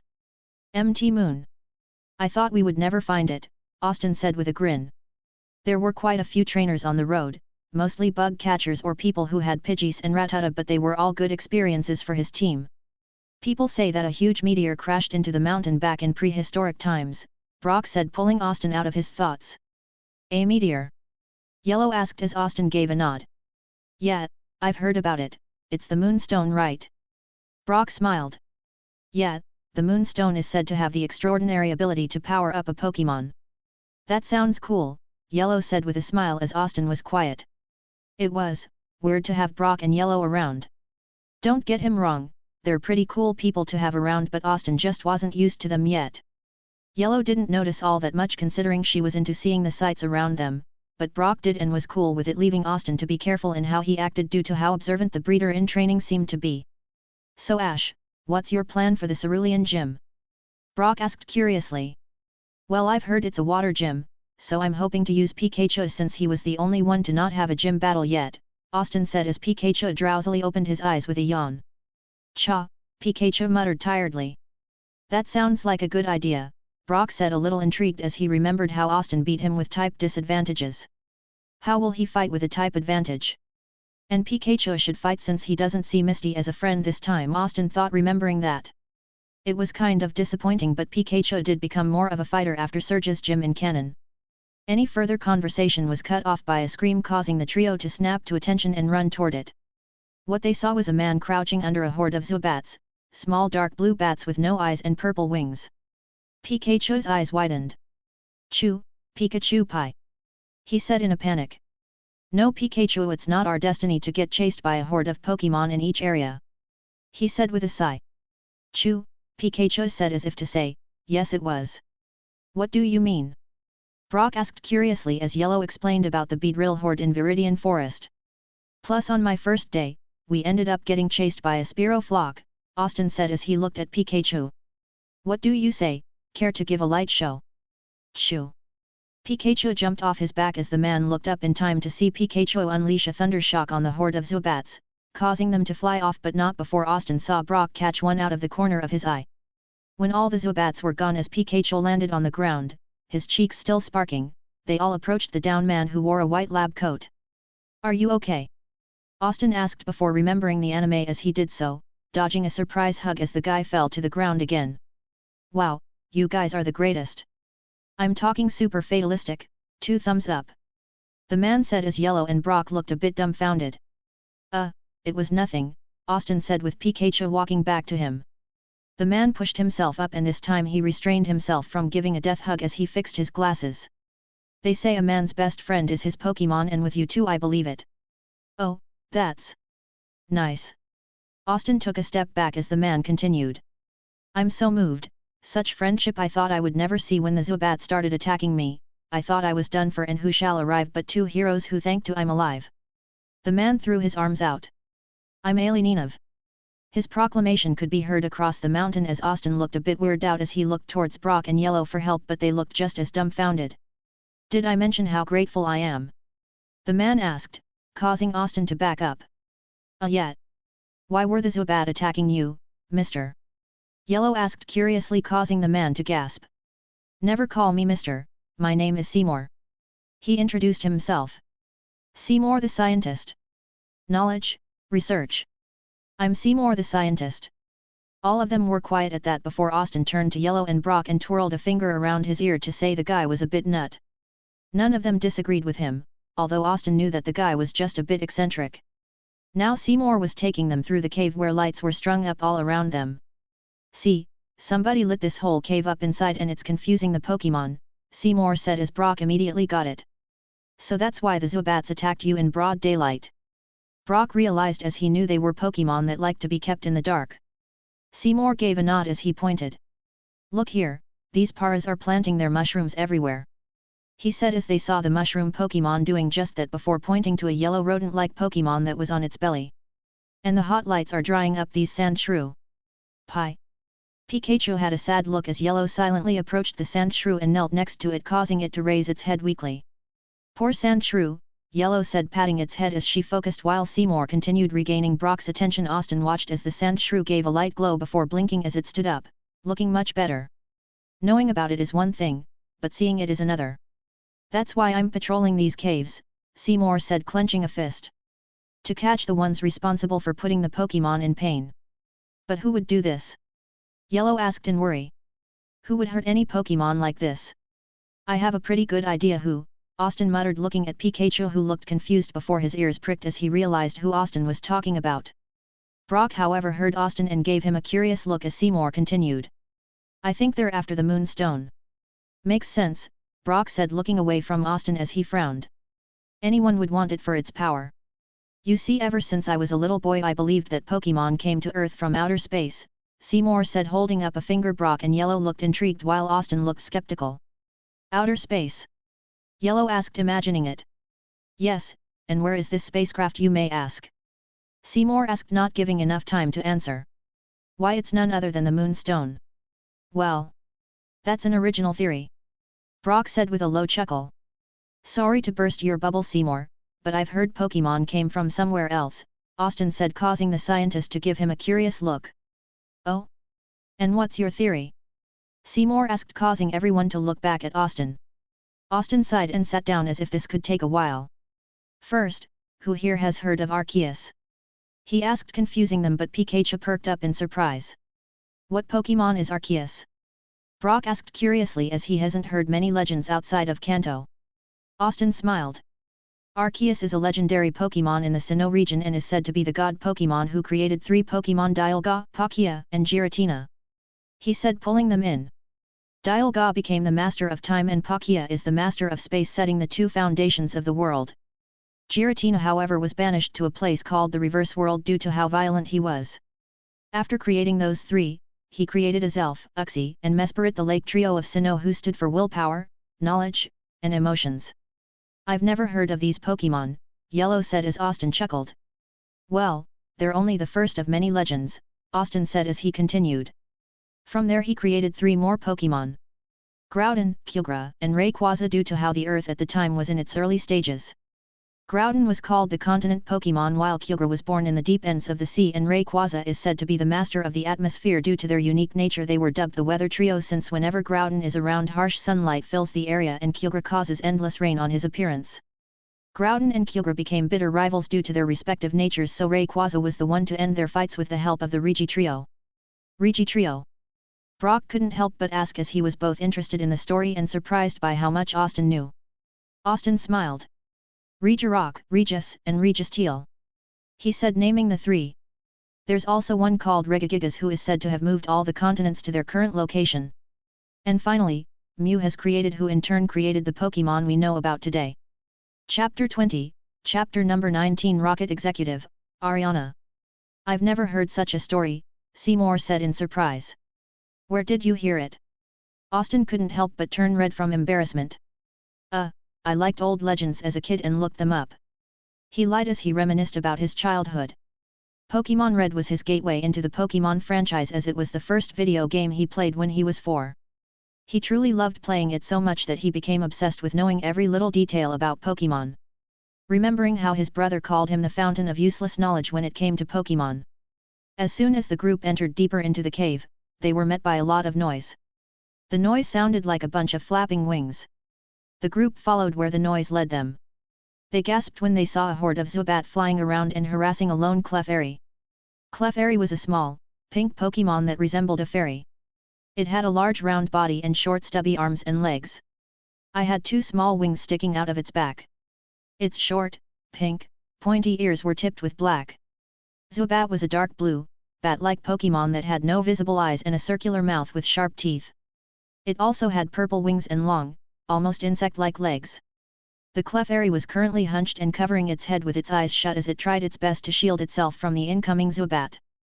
They were relentless, however, and continued to attack despite there being no sign of aggression from the Clefairy. Zubat and Clefairy. Brooke and Seymour said to themselves. Oh no! We need to help Clefairy. Yellow said urgently. Right. Austin agreed as Pikachu ran forward. Pikachu. Use Thunder Shock to break it up. Austin ordered. Kitty use String Shot. She said tossing a Pokeball out as Weedle came out. As both Pokémon launched their respective attacks. The attacks were able to hit some of the Zubat while just passing between others. Regardless, all of the Zubat were startled by the attacks and fled away back to other parts of the cave. The distressed Clefairy opened its eyes and looked around at the sudden halt of the attack. It then looked at the group of people and Pokémon in front of it curiously. That's strange to see a Clefairy at the edge of empty moon like this, Brock stated. Clefairy are normally very rare and very shy. Some people never see the Clefairy at all as they pass through here. It's so cute. Hello, Clefairy, Yellow said as she gave a smile and approached it. The Clefairy immediately got a frightened expression on its face and ran off as fast as it could until it disappeared into another part of the cave. Wait! Yellow called, but it was too late. As I mentioned before, Clefairy is shy of humans. You can't just walk right up to one like you can with a few other Pokémon, Brock told her with a slightly scolding tone. Right. I guess I got carried away, Yellow said sheepishly while scratching her cheek. However, it was only a few seconds after the Clefairy went out of sight did it scream, catching their attention as they ran towards it to see 4 people dressed in black uniforms surrounding the Clefairy. The heck? Austin thought while seeing Rocket grunts rather than just Jesse and James. Brock frowned. Team Rocket. He whispered looking at Austin and Yellow. Come on, we need to call the authorities. Stop what you're doing. Seymour ran out interrupting Brock. Seymour, you idiot, Austin muttered running out too before Brock could stop him, causing the former gym leader to sigh as he and Yellow ran out. Who the hell are you? One of the grunts asked in boredom at seeing Seymour before another grunt spotted Austin. Wait a minute, black hair, brown eyes, and a Pikachu. The second grunt said as his eyes widened. Jesse and James said something about him interfering with the operation in Viridian City. Wait, so this is the kid who beat them? Ash, what are they talking about? Brock asked in confusion only for Austin to take a Pokeball out. I'll explain after this, Austin said as the grunts took out their Pokeballs and they sent out Grimes. Butterfree go. Not wanting Austin to fight alone, Brock sent his new Zubat out since Onix was too big to fit in here and he wanted to keep Geodude ready in case he needed him. It was hard to keep track of the 4 Grimes that came at them all shooting smog at the 2 Pokémon. Zubat could take them just fine being half poison type, but Butterfree was trying his best to dodge them. Zubat, use Supersonic, Brock said as the small bat began emitting sound waves that grew stronger due to the echolocation inside of the cave, causing the Grimes to stumble. Confusion on them. Austin took it from there as the Grimes was quickly knocked out by the psychic attack, causing the grunts to return them as the Clefairy quickly ran behind the humans protecting it. Beaten by a bunch of brats. One of the grunts muttered before another voice cut in. What's going on here? Austin meanwhile groaned. Not them. He muttered, recognizing the voice as Jesse and James walked into view. Jesse reacted at seeing Austin. It's the twerp. She said in annoyance at seeing him again before she smirked. Prepare for trouble. James took out a rose. Make it double. The grunts groaned at this as Austin did a facepalm while Yellow, Brock, and Seymour looked confused. To protect the world from devastation. To unite all people within our nation. To P. Can't believe they're one of the strongest members. One of the grunts muttered, only to be glared at by Jesse and James. Hey, don't interrupt our motto. Your motto sucks, Austin called out despite Brock's gaze as the former leader not wanting to antagonize Team Rocket any more than they already have. Do you realize how hard it is to come up with a motto? James asked, giving Austin a look. I keep telling you, no one is going to take you seriously, Austin said, shaking his head before he frowned. Wait, where's Meowth? Right here. The cat landed on Austin's head, nearly bringing him down from the force of the jump before Pikachu used quick attack to get the feline off as he was trying to take the Pokeballs. Meowth, that's just plain rude. Talking Meowth? Seymour asked in surprise as Brock looked at it, taken off guard. Whoa, Yellow said in awe as Austin chuckled. My reaction as well. But maybe this is a blessing in disguise, twerp, Jesse said, taking a Pokeball out. You humiliated us in both Viridian City and the forest, this time we're taking you down. You guys lost when I barely knew how to battle, Austin said as Butterfree flew in front of Austin to protect him along with Pikachu. What makes this time any different? The last 2 times we underestimated you, but no more, you're our enemy, twerp, James said as he tossed out a Pokeball. Coughing, go. Ikans, time to get your revenge. This again? Austin thought, seeing Brock about to send Guaidud out. I have this, Brock. Brock frowned a bit, but then he saw Austin looking at Yellow and Seymour before he looked back to Brock, making the older teen realize that if they were both focusing on battling, then any of the grunts could use either Yellow or Seymour as hostages. Coughing, smog attack. Ikan's poison sting. Pikachu uses quick attack to dodge, Butterfree fly out of reach, Austin ordered, and both Pokemon moved as the poison attacks hit where they were. Now Butterfree use confusion. Butterfree managed to fly right up to Coughing as his eyes glowed blue and energy surrounded Coughing, causing him to wince in pain before being slammed into Ikans. Ikans broke free and managed to grab Pikachu in its mouth as it did with Rattata last time. Pikachu Thunder Shock, Austin said as Pikachu began electrocuting the snake. Coughing used Smog to help Ikans. James had to duck as he was nearly hit. Not on me. Coughing, however, was moving around with swirls in its eyes, showing that the psychic attack from Butterfree made it confused. While they were fighting, Meowth was making his way toward the Clefairy, something that Brock noticed. Zubat use Bite. Zew. Zubat shot forward with her mouth wide open, but Meowth ducked before his claws came out. Try my Scratch attack. Meowth taunted, taking the Zubat out in one hit, causing Brock to return her. Now hand over the Clefairy. Brock, however, reached to grab Guaidud only for Yellow to react. Kitty use String Shot. She said, tossing a Pokeball out as Weedle came out. Meowth, not again. Meowth cried out as he was mummified again and sent rolling back. Butterfree moves back and Pikachu finishes this up with the strongest Thunder Shock you can make, Austin said as Butterfree flew out of range while Pikachu managed to knock both Ikans and Coughing out with a high-powered attack. I can't believe it, James said in shock. That's 3 times now. This twerp is bugging me, Jessie said in anger, but she was also surprised as she remembered how much he struggled the last time they fought. The grunts were a little scared in seeing how the specialized admins were easily defeated. Pathetic.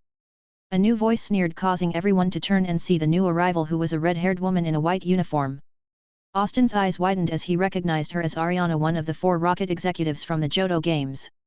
Chapter 21, Chapter number 20, Yellow's Powers. The grunts were a little scared in seeing how the specialized admins were easily defeated. Pathetic. A new voice sneered, causing everyone to turn and see the new arrival, who was a red-haired woman in a white uniform. Austin's eyes widened as he recognized her as Ariana, one of the 4 rocket executives from the Johto games. A kid beat you too? Ariana asked, walking up to them before looking at the people, causing her headaches. And not just once from the sounds of it. Ariana, we can explain. James tried, only for the woman to glare. Shut it, if I want you weaklings to explain yourselves I would allow it. Ariana snapped, causing them to quiet before looking at Austin. Well boy, I suppose I should take care of you before you become a problem. Oh man, this is bad. Austin thought, taking a step back. She won't be like the other rocket members we fought before. Gloom Razor Leaf, Ariana commanded as a small blue Pokémon with a red closed-up flower for hair came out and shot out leaves that slammed into Butterfree and Pikachu, sending them back out of the fight. Austin stared because in one hit he lost 2 of his strongest Pokémon. Well, what's your move now? Ariana asked as Austin quickly returned Butterfree and grabbed Pikachu, giving him to Yellow to watch over as he pulled out another Pokeball. Pidgeotto use Sand Attack. As the bird did that, Austin quickly returned him while Team Rocket was busy dealing with the sand and turned to run, grabbing Yellow and Seymour's arms as he did so. Come on! Brock gave a nod approving of Austin's choice as Clefairy ran after them. When the dust died down, Ariana laughed at seeing that they were gone. Running away like the cowards they are. We can chase after them. One grunt began only for Ariana to shake her head. Don't, they won't be a problem. But the grunt tried to argue only for Ariana to send out an arbok that bared his fangs. Did you just speak back to me? Ariana asked in a sickly sweet tone, causing the grunt to pale. If there was anything Ariana was known for, it was torturing people, especially disobedient grunts. And no, Mistress Ariana. The grunt bowed his head as he took a step back. Good, Ariana said as she looked at Jessie and James. You can still redeem yourselves by finding the Moonstone. If you fail, however, I'll leave it up to your imagination. 0000000000000. Everyone was panting as they were near a stream outside of the cave. That was too close. Austin managed to get out as they lost Team Rocket about an hour ago. That was completely reckless for you to do, Ash, Brock said looking at him. I'm not the one who gave away our position, Austin said as Seymour looked down. I just reacted, Seymour said quietly. I didn't want to see Clefairy in any more trouble. Brock sighed. I can understand that, but you need to be more careful, both of you. He said while turning to Austin.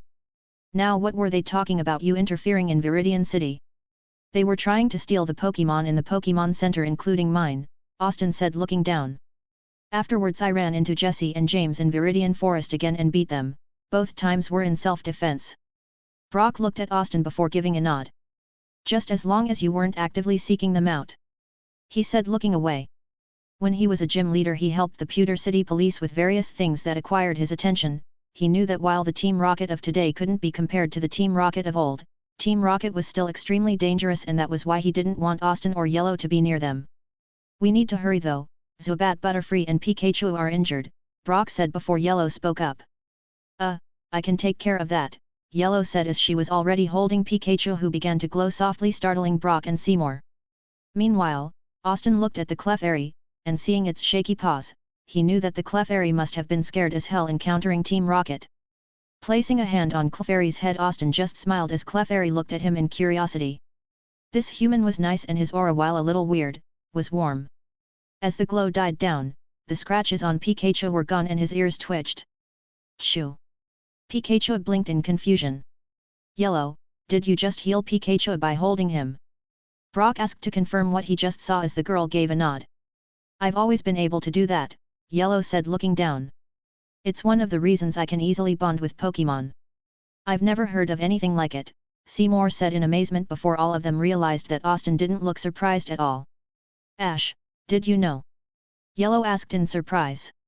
I saw you do that to Sandshrew earlier, Austin said, surprising her.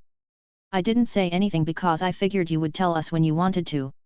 Yellow, however, had a relieved smile before holding out her hands as Brock slowly gave her Zubat's Pokeball followed by Austin's Butterfree, and in seconds they were healed. Yellow, I'm grateful that you did that, but you shouldn't use that power much, Brock said, seeing how Yellow looked a little exhausted. It would be bad if Team Rocket found out about that. Yellow was quiet before giving a nod. The Clefairy meanwhile was looking at Yellow in awe. The Clefairy looked at Austin and then at Yellow. These humans were different from the people in the cave. Chapter 22, Chapter number 21, Clefairy and the Moonstone. Although, the group knew that they had to rest at one point with them eating while the sun was beginning to set. All of their Pokémon except for Onyx, whose size could give their position away as they were eating. Brock had Zubat on his shoulder giving him some specialized Pokémon food as the other Pokémon were wondering how they lasted so long without Brock around, much to everyone's amusement. It's still a bit away until Cerulean City from here, Brock said sighing. We'll have to be careful to avoid Team Rocket on the way out though. Easier said than done, Austin said to him. But we can't just leave them here, Yellow said in worry. Yellow, Ash is a beginner trainer and you aren't a battler, Brock said sternly. Now I may be a former gym leader, but even I won't be enough to take on that woman. Plus we don't know how many of Team Rocket is around here, it's smarter and safer to not get involved and tell Officer Jenny in Cerulean City as soon as we can. Yellow looked ready to protest only for Austin to sigh.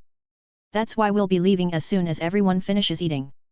How powerful was Ariana's Pokémon that she did that to Butterfree and Pikachu, with the grass type no less? Austin was clenching his fork hard, drawing an alarmed look from Brock. Hey Ash, are you alright? Brock asked in concern, causing Austin to look towards him in surprise before seeing how the fork was beginning to bend and he loosened his grip. Yeah, Austin said looking down. It's just, I can't believe the strength of that gloom. That was the first time I lost that badly. You've only been a Pokémon trainer for nearly 3 weeks, Brock reassured him. But it's not our job to fight them. I know, Austin said as he looked to see Pikachu and Clefairy talking to each other. Pika-Pie. Pikachu stood up as Clefairy walked off and followed him. Wah, Pikachu. Austin stood up and quickly returned his Pokémon to take off after him. Ash. Brock stood up, returning Geodude and Zubat, and ran along with Seymour. Wait up! Yellow cried out in a panic, returning Kitty as she climbed on Dottie to follow them. The moon was high in the sky by the time they managed to catch up to Pikachu and Clefairy to show another cavern. Oh no, Austin thought, remembering what happens. Pikachu, we can't stay here. Chew, Pika. Pikachu waved a paw happily and ran in after the Clefairy. I wonder what they were talking about earlier. Seymour said as they all followed with Austin, resigned to what was going to happen. The group came to a stop in a giant circular room where the moon shone as they stared in awe at the giant stone laying in the middle with quite a few Clefairy dancing around it. It looks more amazing than in the show. Austin thought, his eyes wide. It's the Moonstone, Seymour said in awe. Yellow was amazed by the sight. It's huge. So the legend of the Moonstone was true. Brock looked moved by the giant stone, forgetting that Team Rocket was in the mountain due to its beauty. Look, Clefairy is doing something, Austin said, causing everyone to look over as Clefairy placed the stone it was carrying in the ring of stones, causing all of them to glow in the moonlight as the other Clefairy began dancing around it. Amazing, these Clefairy have formed their society, this is an amazing sight, Seymour observed. Especially since they pray to the Moonstone, Austin said, remembering how Pikachu told the group through charades in the anime. That's what they're doing? Yellow asked in surprise as Brock gave a nod, seeing how he thought Austin came to that conclusion. Is it because the Moonstone came from the heavens? Seymour asked curiously. How interesting. The new voice caused all of them to turn and see Jessie, James, Meowth, and Ariana along with the rest of the Rocket grunts. Oh no, Brock said, seeing as how their only exit was cut off. Thanks for leading us to the Moonstone, Ariana said with a smirk. Now stand aside. You can't, this belongs to the Pokémon, Seymour said, his knees shaking as he was about to run at them, only for Austin to grab his arm, struggling to hold him back. Don't be suicidal, Austin said as he pulled out a Pokeball. Don't come any closer. How cute, looks like you forgot our last battle already, Ariana said in mock disappointment as she sent Gloom and Arbok out. Perhaps you need a reminder. Brock, however, moved with his Pokeball, sending Onyx out now that they had room. How about you back off? Ah, so the Pewter City gym leader is here to fight us? Ariana asked, recognizing the man as she knew even with Gloom, he would be a small challenge, beatable but a challenge nonetheless. Ash, Yellow, get out of here, Brock said. Austin almost took him up on that before he clenched a fist. Not happening, Brock. Ash, I'm not arguing with you. Brock went to say, only for Austin to let out his whole team. Even the Clefairy stood beside Austin. Then don't argue, but don't think I'm going to leave you by yourself, Austin said as the Rocket grunts sent out various Rattatas, Grimes, and Zubats, while Jessie and James sent out their coughing Enakans. Brock frowned before giving a nod, sending Zubat and Geodude out. Yellow looked between them and backed up, knowing that with her lack of experience she wouldn't be much help right here as she had Kitty and Dottie out. It was tense before a new voice cut in. Hyper Beam. A huge beam of energy slammed right into the Arbok and Gloom, knocking them out as everyone turned to see a dragon Pokémon with light orange skin and grayish-green eyes land, unfurling its blue wings. That's a Dragonite, Brock said in awe before they saw someone standing at the edge of the hole in the roof. It was a man with light red hair wearing a blue tunic with gold lines across it and a black cape that was billowing in the wind. Lance, Ariana said in annoyance. Austin was staring in shock. The champion of the Elite Four was here. You all will do well to surrender, Lance said, his dark eyes showing anger at Team Rocket. Ariana took in the account of Lance as well as the other kids who are stronger than the grunts. Now the kids she could handle, but the league champion? She made the smart move. James, give us cover, Ariana ordered as James gave a nod. Coughing smokescreen. As smoke covered the area, Ariana looked right at Austin. If we ever meet again, boy, you better watch your back, Ariana warned him venomously as the smoke covered her. Butterfree, Pidgeotto, and Spearow, blow the smoke away, Austin said, not wanting them to get away. You too, Zubat, Brock said.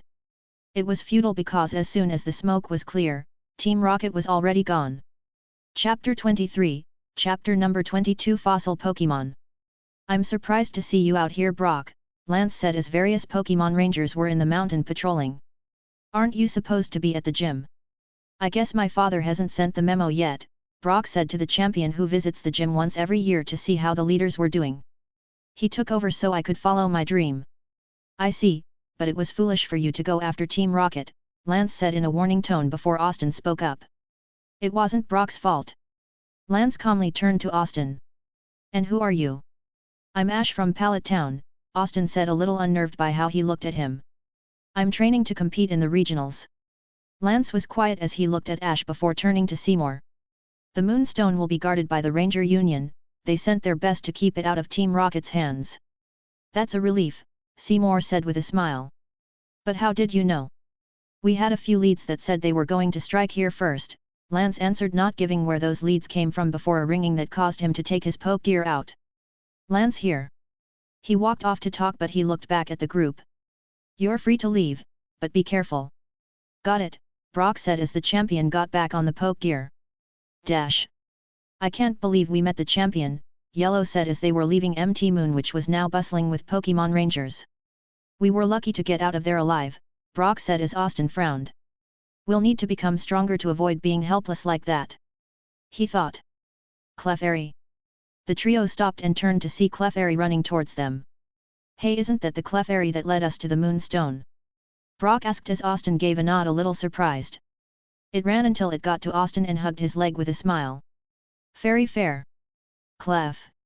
Clefairy said happily. Why, you want to come with me? Austin asked in surprise, but he had a smile. Fairy, Clefairy said, giving a nod. Yellow said with a smile. You're really lucky to have a Clefairy who wants to come with you. I'll say, Brock said, crossing his arms as Austin lightly tapped the Clefairy with the Pokeball as it was captured without giving any struggle. I should introduce Clefairy to Dottie and Kitty. Yellow said with a smile as Austin's Pokédex beeped Clefairy, the fairy Pokémon. Its magical and cute appeal has many admirers. It is very rare and only found in specific areas. This Clefairy is male and the ability is Magic Guard. Currently, Clefairy knows Pound, Growl, and Sing. The age of this Clefairy is 1 month. How about we do that in Cerulean City? Brock suggested. We have some ways to go. Well, what are we waiting for? Austin asked as they continued. Before the group could continue, they were approached by a group of Clefable and Clefairy. The head Clefable then bowed in thanks again before reaching into the backpacks and presenting 3 Pokémon fossils to the group. One was in the shape of a spiral, the Helix fossil, while another seemed to be in the shape of a flat stone, the Dome fossil, and an old amber fossil. Ah, so you want us to take these fossils as gifts, as well? Austin guessed as the Clefable nodded again. So which of us should keep these 3? I would feel bad about just one of us not receiving these. I remember reading that there will be a machine ready in the future that can revive these fossils on Cinnabar Island. I think the Helix fossil will be turned into an Omenet while the Dome fossil can become a Kabuto. An old amber fossil becomes an Aerodactyl, Brock recalled as he continued. Ah, that's right. I remember that both Omenet and Kabuto are rock and water dual-type Pokémon.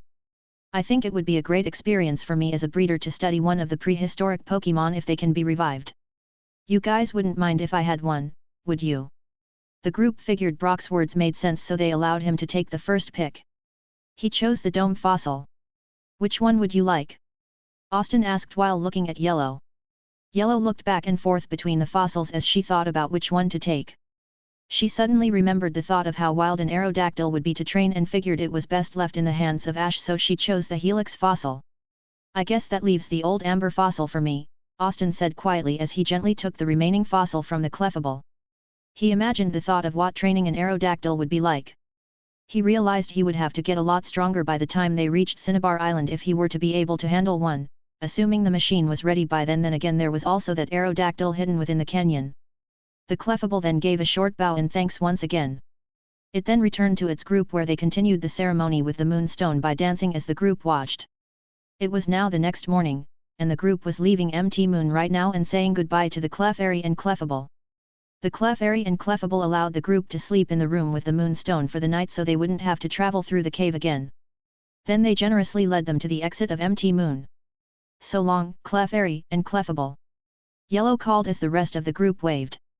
Pika-Pi. Pikachu said as it waved also from Austin's shoulder. Clefairy. Clefable. They said back. The group continued to wave until the Pokémon were out of sight. It sure was neat to see the Clefairy and Clefable do their Moonstone ritual, wasn't it? Yellow asked the group as they continued to walk. It sure was. Not too many people will be able to see that in their entire lifetime, Brock agreed. They even let us keep pieces of the Moonstone and a few fossils. So how far is Cerulean City? Yellow asked. Brock then reached into his backpack to check the map. It looks like we should arrive there the day after tomorrow according to the distance on this map, he mused. Austin's Pokémon team. Pikachu, ability, static. Moves, Thundershock, Growl, Tail Whip, Quick Attack Iron Tail. Spearow, ability, Keen Eye. Moves, Peck, Leer, Focus Energy, Fury Attack, Aerial Ace and Steel Wing. Combo Aerial Wing, Aerial Ace and Steel Wing. Rattata, ability, Guts. Moves, Tackle, Tail Whip, Quick Attack, Focus Energy, Iron Tail, and Dig. Butterfree, ability, Tinted Lens. Moves, Tackle, String Shot, Bug Bite, Harden, Confusion, Poison Sting, Sleep Powder, and Stun Spore. Pidgeotto, ability, Tangled Feet. Moves, Tackle, Sand Attack, Gust, Quick Attack, and Steel Wing. Clefairy, ability, Magic Guard. Moves, Pound, Growl and Sing. Pokémon Scene, 26. Pokémon Owned, 6. Yellow's Pokémon Team. Weedle, Kitty, ability, Poison Point. Moves, Poison Sting and String Shot.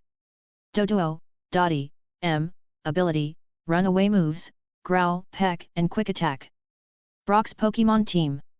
Onix, ability, Rockhead.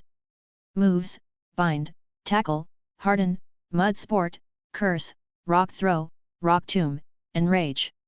Guidud, ability, Sand Veil. Moves, Defense Curl, Tackle, Mud Sport, Rock Polish, Rollout, Rock Tomb, and Magnitude. Zubat, ability, Infiltrator. Moves, Leech Life, Supersonic, Astonish, and Bite. Chapter 24, Chapter number 23 Move Combos. It's been 2 days since the incident with MT Moon, and as they were much closer to Cerulean City, Austin and his newfound friends found a stream to stop and rest at. Or rather, to train. Dive and use Quick Attack, Austin ordered as he was having a mock battle with Brock. It was Pidgeotto versus Zubat. The former Pewter gym leader wanted to train Zubat up to PAR to keep up with Guidud and Onix, and Austin haven't been training Pidgeotto as he should have, so it was a win-win situation. Supersonic, Brock ordered as the little bat was having a tough time trying to dodge all the quick attacks as she aimed the sound attack all around trying to catch the elusive Pidgeotto. While that was going on, Yellow was sitting near the stream with a fishing rod as she yawned while Pikachu, Rattata, Butterfree, Guidud, Kitty, Dottie, and Cleffy were watching the battle, and Spearow was on a nearby tree branch just giving it a look of boredom. Alright, finish this up with Gust. Austin said as Pidgeotto gave a cry and blew the Zubat back as Brock caught her. Zew. The Zubat had a sad look as Brock smiled. Hey, you did alright. He said, causing the little bat to perk right up and nuzzle her head against Brock's arm. Alright, Pidgeotto. Austin held his arm out as the bird landed on it, being mindful of her talons as he scratched underneath her beak. Austin also has been getting even closer with his team with Brock's help. Rattata and Pidgeotto seemed to be warming up considerably to Austin, while Pikachu and Butterfree were already pretty comfortable with him. Spearow, however, only cared about getting stronger and has rebuffed all attempts. Yes, he'll protect Austin if something were to happen, but outside of a battle, he stayed away from him as well as the team. Pidgeotto is getting stronger, Brock observed as Zubat was now on his shoulder. You've raised her well. Haha, thanks, Brock, Austin said using his free arm to rub the back of his head. But the credit goes to Pidgeotto. Pidgeotto cried for confirmation as Spearow just gave her a look. Turning from Brock, Austin looked towards Yellow. So what did you think? He stopped when he saw that Yellow fell asleep while fishing and he chuckled. I was wondering when that would happen. Should we wake her up? Austin asked as Brock thought for a second. Nah, help me make some lunch, Brock said as he opened his bag. She'll wake up when it's nearly done. All right, Austin said with a shrug as Pidgeotto flew to join the other Pokémon while Zubat just stayed with Brock. Zubat is pretty affectionate. Yeah, it's kind of weird to have a Pokémon that isn't a rock type though, Brock admitted as he pulled some pans out, leaving Austin to wonder how the guy fit all of that stuff in his bag. But it's also refreshing. Plus with enough training, you have the perfect counter for grass types, Austin said with a laugh. Both poison and flying. Brock chuckled. Yeah, that's true, so Ash, you thinking about catching a ground type soon? Not sure, why? You have 3 Pokémon who are naturally weak to electric attacks. Brock reminded him. And the third gym is an electric one. Well, Rattata knows how to counter electric types with Dig and I plan to work on her training a bit more, Austin said seeing how Rattata was talking with Clefairy. In truth, the last 2 days he's been stepping up his team's training. Both Pikachu and Butterfree took to it with eagerness after how easily they lost in MT Moon. The only reason they all got out alright was because of Lance's timely arrival, but they had no idea that would happen. Anyways, I'm good with just training the 6 that I have before I catch any more Pokémon, Austin said sitting down. I prefer quality over quantity. Well, you said you were going to take a week to train before the gym, Brock said remembering how Austin said he did that for the Pewter gym. Yeah, I have some combos I want to work with Pikachu for, Austin said as he remembered the counter shield and the thunder armor. Plus he was planning on getting Bulbasaur when he gets the guy to learn Energy Ball and have him eat it as Ash's Torterra did to power the guy up. That sounds pretty interesting, Brock said as he began to get the tea prepped, and pretty soon the food he was making began to set in the air. Huh. Yellow yawned as she woke up. What's going on? Lunch, Austin said with a chuckle as she began to walk over. As they began to eat, Austin saw Pikachu with Rattata, Geodude, and Clefairy talking. Butterfree, Pidgeotto, Zubat, Onix, Dottie, and Kitty were near each other as well, the latter being very nervous about Pidgeotto and Onix, but she was staying next to Butterfree and Dottie. Spearow, however, was still by himself. Hey Spearow, you want to join the others? Austin called out. Spearow just gave him a look before turning away. Man, what's with him?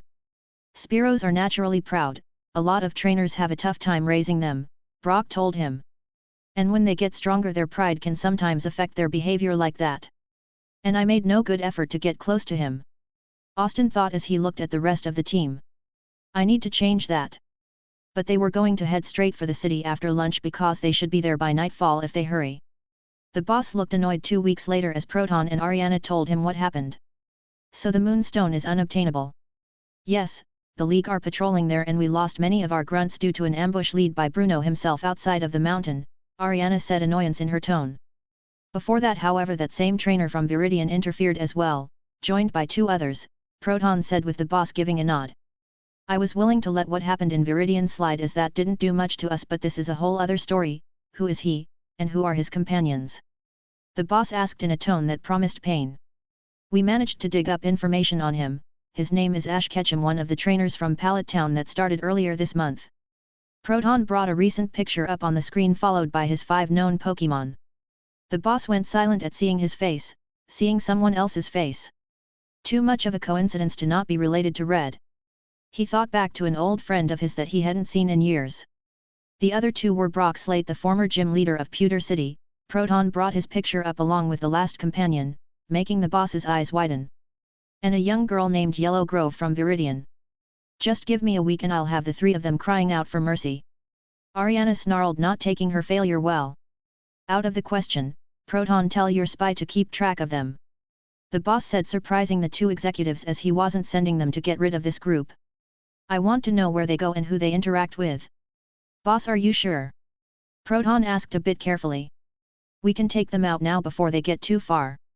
And risk having the League go down further on us. The boss asked with a scoff. No doubt Lance is keeping an eye on them now to ensure we don't get retribution. Ariana made a face but agreed with that logic. Besides, I think they can be useful to our plans if pushed in the right direction. The boss said, eyeing the pictures. Proton, you are to head back to Celadon to oversee Project Mutuo. Ariana, you are to take over searching for molters. Both of them gave a nod. And be sure to send the admins on their next mission, preferably giving them both a new Pokémon to add to their strength, the boss told them. I'd rather not risk them failing a third time. He didn't wait for them to say anything when he cut the connection, but his eyes stayed on the picture of Yellow. I didn't expect you of all people to be on a journey yet. He mused, knowing all about her and her abilities. Looks like Wilton finally let go of the nameless child of darkness. To think, someone like you was born in that hell. Chapter 25, Chapter number 24, The Battle Chateau. Austin breathed a sigh of relief as he and his friends finally entered Cerulean City, the sunlight reflecting off the cobblestone streets and casting a warm glow over the trio. Finally, Cerulean City! He exclaimed with a tired grin, his legs feeling weak and weary from the long trek from Pewter City. The journey had taken them nearly 2 weeks, and each of them was in desperate need of a shower and a soft bed to sleep in. And tomorrow we begin another week of training, Austin thought with a determined nod, his resolve unwavering. Yellow, clad in her worn, yellow jacket and a straw hat, sighed deeply as she fell to her knees in exhaustion, her breath ragged. I thought we would never get here. Brock, his faded orange shirt and brown vest slightly rumpled from their journey, offered a tired smile. I'm just happy we made it at all. I need to call home to see how my siblings are doing. I also need to call Uncle Wilton.